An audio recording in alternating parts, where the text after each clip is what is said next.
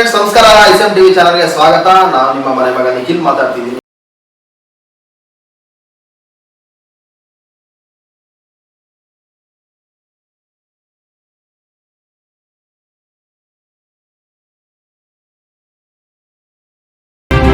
ಈ ದಿನ ನಮ್ಮ ಜೊತೆ ಇದ್ದಾರೆ ಪ್ರಖ್ಯಾತ ನಾದಸ್ವರಂ ವಿದ್ವಾಂಸರಾದಂತಹ ನಮ್ಮ ಚಿಕ್ಕಬಳ್ಳಾಪುರದ ಮುನಿನಾರಾಯಣಪ್ಪನವರು ನಮ್ಮ ಜೊತೆ ಇದ್ದಾರೆ. ನಮಸ್ಕಾರ ಗುರುಗಳೇ. ICM ಟಿವಿ ಚಾನಲ್ ಕಡೆಯಿಂದ ನಿಮಗೆ ಅಭಿನಂದನೆಗಳನ್ನು ತಿಳಿಸ್ತೀನಿ. ನಿಮ್ಮ ಸಂದರ್ಶನವನ್ನು ಮಾಡಲು ಬಂದಿದ್ದೇನೆ. ತಾವು ಅನುಭವ ಹಾಗೂ ಸಮಾಜ ಸೇವೆ ಸಂಗೀತದ ಬಗ್ಗೆ ಅಪಾರವಾದ ಜ್ಞಾನ ಸಂಪಾದನೆ ಮಾಡಿದ್ದೀರಾ ಹಾಗೂ ಬಹಳ ಜನ ಶಿಷ್ಯರೊಂದನ್ನು ಹೊಂದಿರುತ್ತೀರಿ. ನಿಮ್ಮ ಬಗ್ಗೆ ನಮ್ಮ ಪ್ರೇಕ್ಷಕರಿಗೆ ತಿಳಿಸಿಕೊಡ್ಬೇಕಾಗಿ ನಾನು ನನ್ನ ಮನಸ್ಫೂರ್ತಿಯಿಂದ ಕೇಳ್ಕೊಳ್ತಿದ್ದೀನಿ. ತುಂಬ ಧನ್ಯವಾದ ನಿಖಿಲ್ ಅವರೇ. ನೀವು ನಿಮ್ಮ ICM ಟಿವಿ ಬಹಳ ಪ್ರಖ್ಯಾತವಾಗಿ ಬೆಳೀತಾ ಇದೆ. ಸೊ ಇನ್ನೂ ಬಹಳ ಬೆಳೀಲಿ ಅಂತ ನನ್ನ ಕಡೆಯಿಂದ ಆಶೀರ್ವಾದ ನಿಮಗೆ. ಈ ದಿನ ನೀವು ನಮ್ಮ ಒಂದು ಸಂದರ್ಶನವನ್ನು ಬಹಳ ದಿವಸದಿಂದ ಕೇಳ್ತಾ ಇದ್ರಿ, ಬರ್ತೀವಿ ಸಂದರ್ಶನ ಮಾಡಬೇಕು ಅಂತ. ಈ ದಿನ ಸ್ವಲ್ಪ ಬಿಡುವಿದೆ ಬನ್ನಿ ಅಂತ ಹೇಳಿದೆ. ಅದು ನೀವು ಸ್ವಲ್ಪ ಬ್ಯುಸಿ ಇರ್ತೀರಾ, ನಿಮ್ಮ ಬ್ಯುಸಿ ಶೆಡ್ಯೂಲಲ್ಲೂ ನೀವು ಇದನ್ನ ಬಿಡು ಮಾಡಿಕೊಂಡು ನಮಗೆ ಈ ಒಂದು ಸಂದರ್ಶನ ಮಾಡ್ತಾ ಇರೋದು ತುಂಬ ಸಂತೋಷಕರ ವಿಷಯ ನಿಖಿಲ್ ಅವರೇ.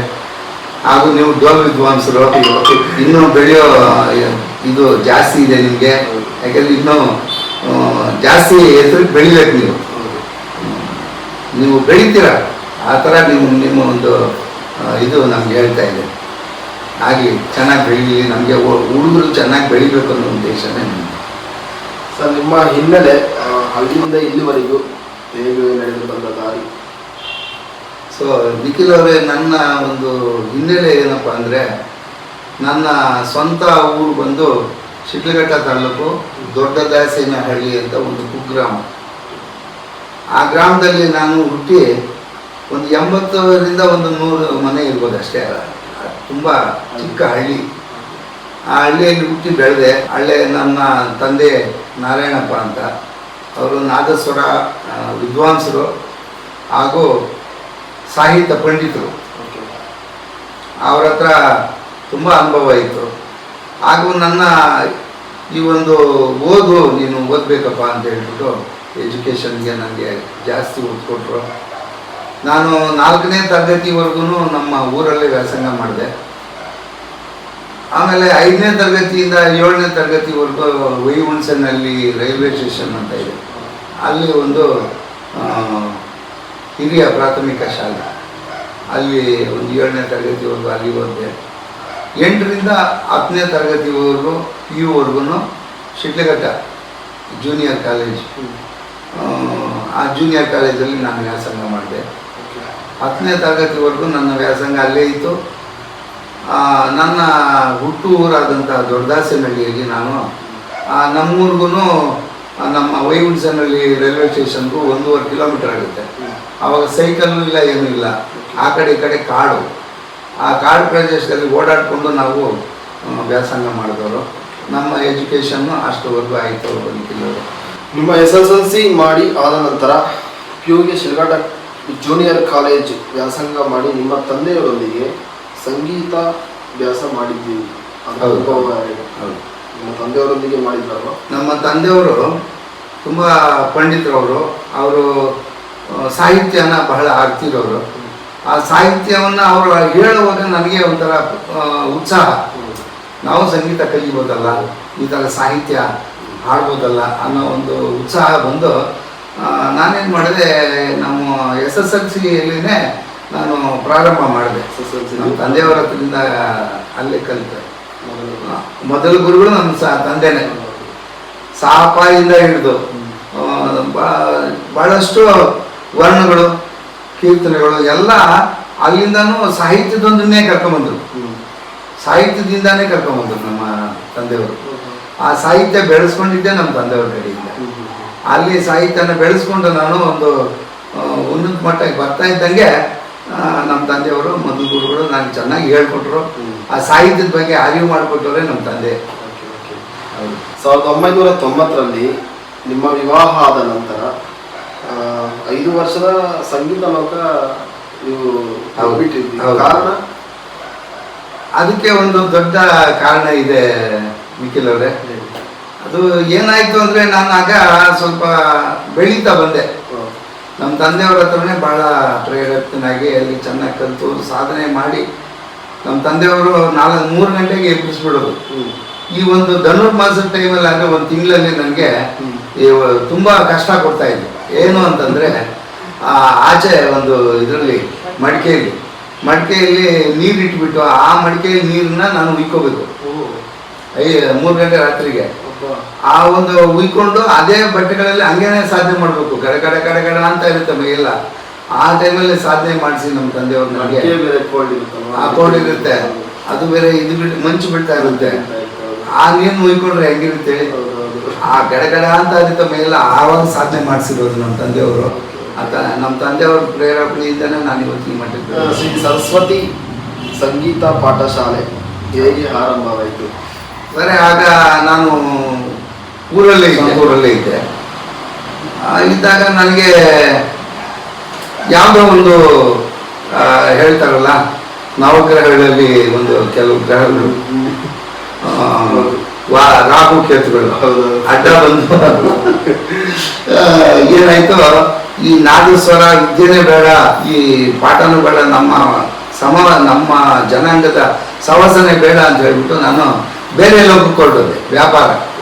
ವ್ಯಾಪಾರ ಅಂತಂದ್ರೆ ಅದು ಒಂದು ಪಿಯರ್ಲೆಸ್ ಇನ್ವೆಸ್ಟ್ಮೆಂಟ್ ಕಂಪನಿ ಅಂತ. ಆ ಇನ್ವೆಸ್ಟ್ಮೆಂಟ್ ಕಂಪನಿಯಲ್ಲಿ ನಾನು ಬೆಳೆಯೋಣ, ಏನೋ ಬಂಗ್ಲೆ ಕಾರು ಅದು ಇದು ಎಲ್ಲ ಸಿಗ್ತದೆ ಅಂತ ಹೇಳ್ಬಿಟ್ಟು ಆಸೆ ಇಟ್ಟಿಸ್ಬಿಟ್ರು. ಆಸೆ ಇಟ್ಟಿಸ್ದಾಗ ನಾನೇನ್ ಮಾಡಿದೆ, ಆ ಒಂದು ಇನ್ವೆಸ್ಟ್ಮೆಂಟ್ ಹೆಂಗೂ ಎಜುಕೇಶನ್ ಇತ್ತಲ್ಲ, ಈ ಸಮಾಸ ಬೇರೆ ಬೆಳೆಯೋಣ ಅಂತ ಅದಕ್ಕೆ ಹೋದೆ. ಅಲ್ಲೂ ನನಗೆ ಕುಂಠಿತ ಆಯ್ತು. ಬೆಳೆದೆ. ಅವಾಗ ಏನಾಗುತ್ತೆ, ನಮ್ಗಿಂತಲೂ ಸೀನಿಯರ್ಸ್ ಇರ್ತಾರಲ್ಲ, ಇವ್ ನಮ್ಗಿಂತ ಮುಂದೆ ಹೋಗ್ತಾನೆ ಅಂತ ಹೇಳ್ಬಿಟ್ಟು ಅವ್ರು ನಮ್ಗೆ ತುಳಿಯಕ್ಕೆ ಶುರು ಮಾಡಿದ್ರು. ಅದ್ರಲ್ಲೂ ನಾನು ಇಟ್ಟೆ. ಕೊನೆಗೆ ಏನಾಯ್ತು, ಒಂದು ಮಾರ್ಕೆಟಿಂಗ್, ಡೈರೆಕ್ಟ್ ಸೆಲ್ಲಿಂಗ್ ಮಾರ್ಕೆಟಿಂಗ್ ಅಂತ, ನೆಟ್ವರ್ಕ್ ಮಾರ್ಕೆಟಿಂಗ್. ಆ ಪ್ರಾಡಕ್ಟ್ಸ್ನ ಇದು ಮಾಡೋದು ಏನೋ ಪ್ರಾಡಕ್ಟ್ಸ್ನ ಸೇಲ್ ಮಾಡೋದಲ್ಲ, ಅದು ಒಂದು ಅಡ್ವರ್ಟೈಸ್ಮೆಂಟ್ ಕೊಡೋದು, ಮೀಟಿಂಗ್ ಮಾಡೋದು, ದೊಡ್ಡ ಮೀಟಿಂಗ್ ಮಾಡೋದು, ಈ ಥರ ಸುಮಾರು ಒಂದು ಇಂಡಿಯಾನೇ ಸುಟ್ಬಿಟ್ಟಿದ್ದೀನಿ. ಎಲ್ಲೇ ಕಲ್ಕತ್ತಾ ಆಯಿತು, ಡೆಲ್ಲಿ ಆಯಿತು, ಎಲ್ಲೆಲ್ಲ ಮೀಟಿಂಗ್ಗಳು, ದೊಡ್ಡ ಮೀಟಿಂಗ್ಗಳೆಲ್ಲ ಮಾಡೋದು, ಈ ಥರ ಮಾಡೋದು. ಒಳ್ಳೆ ಇನ್ಕಮ್ಮೇ ಬರ್ತಾ ಇತ್ತು. ಆ ಇನ್ಕಮ್ ಬರೋದ್ರ ಜೊತೆಗೆ ಏನು ಮಾಡಿದ್ರು, ನಮ್ಮ ಅಪ್ಲೈನ್ ಲೀಡರ್ಸ್ ಇರ್ತಾರಲ್ಲ, ಅವ್ರೇನು ಮಾಡ್ತಾರೆ, ನಮ್ಮನ್ನು ಉಬ್ಬಿಸೋದು. ಏನ್ರಿ ನೀವು ಇಷ್ಟು ಬೆಳೀತಾ ಇದ್ದಾರೆ, ಇನ್ನೂ ಬೆಳಿಬೇಕು ನೀವು ಅಂತ ಹೇಳೋದು. ಅಲ್ಲಿದೆ ಬೆಟ್ಟ ನೋಡಿ, ಇಲ್ಲೇ ಬಂದ್ಬಿಡ್ತು ಬೆಟ್ಟ ಅಂತ ತೋರಿಸೋದು.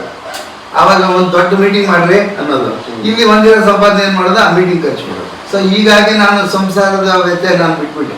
ಸಂಸಾರದ ಕಡೆ ನೋಡಲಿಲ್ಲ, ಮಕ್ಕಳ ಕತೆ ನೋಡಲಿಲ್ಲ, ನಮ್ಮ ಧರ್ಮಪತ್ನಿ ಏನಾಗಿದ್ದಾರೆ ಅಂತ ನಾನು ನೋಡಲಿಲ್ಲ. ನಮ್ಮ ತಂದೆ ತಾಯಿ ಇದರೆಲ್ಲ ನೋಡ್ಕೊಳ್ತಾರೆ ಅನ್ನೋ ಇದರಲ್ಲಿ ನಾನು ಅದರಲ್ಲೇ ಮಾರ್ಕೆಟಿಂಗಲ್ಲೇ ಹೋಗ್ಬಿಟ್ಟೆ. ಹೋದರೆ ಆವತ್ತು ಬರುತ್ತೆ ಇವತ್ತು ಬರುತ್ತೆ, ಇಲ್ಲಿ ಸಂಪಾದನೆಯಲ್ಲೇ ಏನೂ ಇಲ್ಲ. ಕೊನೆಗೆ ಊರು ಬಿಡಬೇಕಾದ ಪರಿಸ್ಥಿತಿ ಬಂತು. ಆವಾಗ ಊರು ಬಿಟ್ಟು ನಾವು ಚಿಕ್ಕಬಳ್ಳಾಪುರಕ್ಕೆ ಸಂಸಾರ ಬಂದು ಬರೀ ಕೈಯಲ್ಲೇ ನಮ್ಮ ದಂಪತಿ ನಾವಿಬ್ಬರು ಸೇರಿ ಚಿಕ್ಕಬಳ್ಳಾಪುರಕ್ಕೆ ಬಂದ್ವಿ. ಅಲ್ಲಿ ಇದ್ದಾಗ ಈ ಒಂದು ಪಾಠ ಪ್ರವಚನಗಳನ್ನು ನಮ್ಮ ಮನೆಯಲ್ಲೇ ಯಾರಾದರೂ ಬರೋರು ಪಾಠ ಬರ್ಕೊಡಿ ಅನ್ನೋದು, ಪಾಠ ಬರ್ಸ್ಕೊಳ್ಳೋದು, ಹೋಗೋದು, ಅಲ್ಲಿ ಇಲ್ಲಿ ಬರ್ಸ್ಕೊಳ್ಳೋದು, ಇಲ್ಲೇ ಹೋಗೋದು, ದೇವಸ್ಥಾನದಲ್ಲಿ ಕೂತ್ಕೊಳ್ಳೋದು, ಈ ಥರ ಮಾಡೋದು. ಮಾಡ್ತಾ ಇರಬೇಕಾದ್ರೆ ಒಂದು ದಿವಸ ಏನಾಯಿತು, ನಮ್ಮ ಈ ಕಳವರ ವೆಂಕಟೇಶಪ್ಪ ಅಂತ ಇದ್ದಾರೆ, ಅವ್ರನ್ನ ಇವತ್ತು ನಾವು ತಿಳ್ಕೊಳ್ತೀವಿ. ಹನುಮಂತಪ್ಪ ಮಗ ನಾಗರಾಜಪ್ಪ ಅಂತ ಇದ್ದಾರೆ, ಅವ್ರು ತೀರ್ಕೊಂಡ್ರು. ಅವರು ಇವರೆಲ್ಲ ಸೇರಿ ನನಗೆ ಆ ಒಂದು ವಿದ್ಯಾ ಕಲಾಭಿವೃದ್ಧಿ ಟ್ರಸ್ಟ್ ಅಂತ ಇದೆ ಬಿಲ್ಡಿಂಗ್. ಆ ಟ್ರಸ್ಟ್ ಅಲ್ಲಿ ನನಗೆ ಒಂದು ರೂಮ್ ಕೊಡ್ಸೋಕೆ, ಒಂದು ಪಾಠಶಾಲೆ ಮಾಡೋಕ್ಕೆ ಅನುವು ಮಾಡಿಕೊಟ್ರು. ಇವತ್ತು ನಾನು ತಿಳ್ಕೊಬೇಕು ಅದನ್ನ. ಸುಮಾರು 2003-2004 ಆವಾಗ ನಾನು ಚಿಕ್ಕಬಳ್ಳಾಪುರ ಬರಬೇಕಾಯ್ತು. ಅಲ್ಲಿ ಒಂದು ಸಂಗೀತ ಪಾಠಶಾಲೆಯನ್ನು ಶುರು ಮಾಡಿದ್ವಿ. ಎಷ್ಟು ಸ್ಟಾರ್ಟ್ ಮಾಡಿದ್ವಿ? 2003-2004 ಸರ್. ಅಲ್ಲಿ ನಾನು ಸ್ಟಾರ್ಟ್. ಕರೋನಾ ಸಮಯದಲ್ಲಿ ನೀವು ಚಿಕ್ಕಬಳ್ಳಾಪುರ ಬಿಟ್ಟು ಬೆಂಗಳೂರಿಗೆ ಸ್ಥಳಾಂತರಗೊಳಿಸಿದ್ರಿ. ಸರ್ ಆಗ ಏನಾಯ್ತು, ಒಳ್ಳೆ ವಿದ್ಯಾರ್ಥಿಗಳು ಬರ್ತಾ ಇದ್ರು, ಸುಮಾರು 20 ಜನ 30 ಜನ ಒಂದು ಗ್ರೂಪ್. ಅಲ್ಲಿ ವ್ಯವಸ್ಥೆ ಇಲ್ಲ, ವಸತಿ ಏನು ವ್ಯವಸ್ಥೆಗಳಿರಲಿಲ್ಲ. ಅಂಥ ಟೈಮಲ್ಲೂ ಸಹ 20 ಜನ 30 ಜನ ಮಕ್ಕಳು ಅಲ್ಲೇ ಇರ್ತಾ ಇದ್ರು. ನಮ್ಮನೆಯಲ್ಲೇ ಊಟ ಎಲ್ಲಾನು ನಮ್ಮನೇಲಿ ಊಟ ಮಾಡೋದು. ಆ ಒಂದು 20-30 ಜನಕ್ಕೂ ನಮ್ಮನೇಲೆ ಅಡುಗೆ ಮಾಡಾಕ್ತಾ ಇದ್ರು ನಮ್ಮ ಮಿಸಸ್ ಅವರು. ಅಷ್ಟು ಜನಕ್ಕೂ ನೋಡ್ಕೊತಾ ಇದ್ವಿ. ಯಾರ ಹತ್ರ ಒಂದು 9 ಪೈಸೆ ಫೀಸ್ ತಗೊತಾ ಇಲ್ಲ, ತಗೊಳ್ದೆ ಉಚಿತವಾಗಿ ಪಾಠ ಪ್ರವಚನ ಮಾಡ್ತಾ ಇದ್ವಿ. ಎಲ್ಲ ವ್ಯವಸ್ಥೆ ನಮ್ಮನೆಯಲ್ಲೇ ಸ್ನಾನ ಮಾಡೋದು, ಬಟ್ಟೆ ಒಕ್ಕೊಳ್ಳೋದು ಎಲ್ಲ ನಮ್ಮನೆಯಲ್ಲೇ ಮಾಡಿ ಸುಮಾರು ಜನ ಮಕ್ಕಳನ್ನ ಸುಮಾರು ಒಂದು ಇವತ್ತು 2003 ಅಂದರೆ ಒಂದು 30 ವರ್ಷ ಆಯಿತು. 30 ವರ್ಷ ಇದುವರೆಗೂ ಆ ಶಾಲೆ ಈಗಲೂ ಹಾಗೆ ನಡೀತಾನೆ. ಬೆಂಗಳೂರು ಬಿಟ್ಟು ದೇವನಹಳ್ಳಿಗೆ ಬಂದು ಎಷ್ಟು ವರ್ಷ ಆಯ್ತು ಸರ್? ನಾವು ಬೆಂಗಳೂರಿಗೆ ಹೋದ ಕಾರಣ ಆ ಕರೋನಾ ಬಂತು. ಆ ಕರೋನಾ ಬಂದಾಗ ಏನಾಯ್ತು, ನನಗೆ ಯಾವುದೋ ಒಂದು ಪ್ರೋಗ್ರಾಮ್ಗೆ ಹೋಗಿದ್ದೆ. ಆ ಪ್ರೋಗ್ರಾಮ್ಗೆ ಹೋದಾಗ ಏನಾಯ್ತು, 2 ಮದುವೆ, ಒಂದು 4 ಗಂಟೆಗೆ ಒಂದು ಮದುವೆ, 6 ಗಂಟೆಗೆ ಒಂದು ಮದುವೆ. ಅದು ಮಾಡಿಕೆರೆ MR ಶ್ರೀನಿವಾಸರು ಅಂತಿದ್ದಾರೆ, ನಾಥೇಶ್ವರ ವಿದ್ವಾಂಸರು, ನಮಗೂ ಸೀನಿಯರ್ ಅವರು ಒಂದು ಇದಕ್ಕೆ ಹೇಳಿದ್ರು ಪ್ರೋಗ್ರಾಮ್ಗೆ. ಆ ಪ್ರೋಗ್ರಾಮ್ ಮುಗಿಸ್ಕೊಂಡು ಬೆಳಗ್ಗೆ 4 ಗಂಟೆಗೊಂದು 6 ಗಂಟೆಗೊಂದು ಸತತವಾಗಿ ನೈಟೆಲ್ಲ ನಿದ್ರೆ ಇಲ್ಲ, ಜೊತೆಗೆ ವಾದ್ಯ ನುಡಿಸಿರೋದಂತು ಸ್ಟ್ರೈನ್ ಆಗಿತ್ತು. ಬೆಳಗ್ಗೆನೆ ನನಗೆ ಜ್ವರ ಸ್ಟಾರ್ಟ್ ಆಯಿತು. ಬಂದು ನಾನು ನಮ್ಮ ಮಿಸಸ್ ಅವ್ರ ಮನೆಯಲ್ಲಿ ಕೈವಾರದ ಹತ್ರ ಒಂದು ಹಳ್ಳಿ ಇದೆ, ಒಡ್ಡಹಳ್ಳಿ ಅಂತ. ಆ ಹಳ್ಳಿಯಲ್ಲಿ ನಾನು ಹೋಗಿ ಮಲಗಿಬಿಟ್ಟಿದ್ದೆ. ಆವಾಗ ನಮ್ಮ ಮಗ, ನಮ್ಮ ಸೊಸೆ ಬಂದಿದ್ದೆ, ನನ್ನನ್ನು ಕಾರಲ್ಲಿ ಬೆಂಗಳೂರು ಕರ್ಕೊಂಡು ಹೋಗ್ಬಿಟ್ರು. ನೀನು ಇಲ್ಲಿರೋದು ಬೇಡ, ಅಲ್ಲಿಗೆ ಬಂದುಬಿಡು ಅಂತೇಳಿ ನಮ್ಮ ಮಿಸ್ಸಸ್ ಸಮೇತವಾಗಿ ನಾವೆಲ್ಲ ಅಲ್ಲಿಗೆ ಹೋಗ್ಬಿಟ್ವಿ. ಅಲ್ಲಿ ಒಂದು ಅಪಾರ್ಟ್ಮೆಂಟಲ್ಲಿ ಎಲ್ಚನಹಳ್ಳಿ ಹತ್ರ ಬನಶಂಕರಿ ಅಲ್ಲಿ ಅಪಾರ್ಟ್ಮೆಂಟಲ್ಲಿ ಇದ್ವಿ. ಅಲ್ಲೇನಾಯಿತು, ಅಲ್ಲಿ ಕರೋನಾ ಸ್ಟಾರ್ಟ್ ಆಗಿ ನಾನು ಕೆಮ್ಮಿ ಜಾಸ್ತಿ ಆಗಿದೆ, ಕೆಮ್ಮು. ಟೆಸ್ಟ್ ಮಾಡ್ಸಕ್ಕೆ ಹೋದ್ರೆ ಡಾಕ್ಟ್ರು ಇದು ಕ್ವಾರಂಟೈನಾಗ ಹಾಕ್ಬೇಕು ಇವ್ರಿಗೆ ಅಂತ ನನಗೆ ಭಯ ಸ್ಟಾರ್ಟ್ ಆಯಿತು. ಆವಾಗ ನಮ್ಮ ಸೊಸೆ ಐಮ ಎಜುಕೇಟೆಡ್, ಚೆನ್ನಾಗಿ ತಿಳ್ಕೊಂಡಿದ್ದಾರೆ. ಒಬ್ಬ ಡಾಕ್ಟ್ರಿಗೆ ವಿಡಿಯೋ ಕಾನ್ಫರೆನ್ಸ್ ಮಾಡಿ ಕನ್ಸಲ್ಟ್ ಮಾಡಿ ಇವ್ರಿಗೆ ಈ ಥರ ಪರಿಸ್ಥಿತಿ ಇದೆ ಅಂತಂದ್ರೆ ಐಮ ಎಲ್ಲ ವಿವರಿಸಿ ಹೇಳಿದಾಗ ಆಮೇಲೆ 450 ಹೋಗಿದ್ದೆ. ನಮ್ಮದು ಶುಗರು ಎಲ್ಲ ಟೆಸ್ಟು, BP ಟೆಸ್ಟ್ ಎಲ್ಲ EMA ಮಾಡ್ತಾ ಇದ್ವಿ ನಮ್ಮ ಸೊಸೆನೆ. ರೂಪ ಅಂತ ಇದೇ ದೇವನಹಳ್ಳಿನೇ ಅವ್ರದ್ದು ವಾಸಸ್ಥಳ, ನಮ್ಮ ಸೊಸೆ ಅವರು. ನನ್ನ ಮಗ ನನ್ನ ಸೊಸೆ ಇಬ್ಬರು ಟೆಸ್ಟ್ ಮಾಡಿ ಅಲ್ಲೇನೆ ಮನೇಲಿ ನನಗೆ ಟ್ರೀಟ್ಮೆಂಟ್ ಕೊಟ್ಟು ನನಗೆ ವಾಸಿ ಮಾಡೋ ಥರ ಮಾಡಿದ್ರು. ನನ್ನ ಮಗ ಸಂತೋಷ್ ಕುಮಾರ್ ಅಂತ. ಅವರು ಒಂದು ಕಂಪನಿಗಳಿಗೆ ಕೆಲಸಕ್ಕೆ ಹೋಗ್ತಾ ಇದ್ದಾರೆ, ಆಯಮ್ಮ ಹೋಗ್ತಾರೆ. ಜೊತೆಗೆ ಅವರೊಂದು ಚಾಯ್ ಪಾರ್ಕ್ ಅಂತ ಒಂದು ಇದು ಹೋಟೆಲ್ ಕೆಫೆ ನಡೆಸ್ತಾ ಇದ್ದಾರೆ. ಪಿಜ್ಜಾ ಬರ್ಗರು ಅದೇನೆಲ್ಲ ಮಾಡ್ತಾರೆ, ಆನ್ಲೈನು ಇದೆಲ್ಲ ಅದು ಇಟ್ಕೊಂಡಿದ್ದಾರೆ. ಅವರು ಒಳ್ಳೆ ಬಿಸ್ನೆಸ್ಸು ಮಾಡ್ತಾರೆ, ಜೊತೆಗೆ ಕೆಲಸಕ್ಕೂ ಹೋಗ್ತಾರೆ. ಅವರು ಸ್ವಂತ ಮನೆ ಇಲ್ಲಿ ಅದು ನಮ್ಮ ಸೊಸೆ. ಆವಾಗ ಬೆಂಗಳೂರಲ್ಲಿ ಹಂಗೆ ಇರಬೇಕಾದ್ರೆ ಕರೋನಾ ಟೈಮಲ್ಲಿ ನನಗೆ ಅಲ್ಲೇ ವಾಸಿ ಆಯಿತು.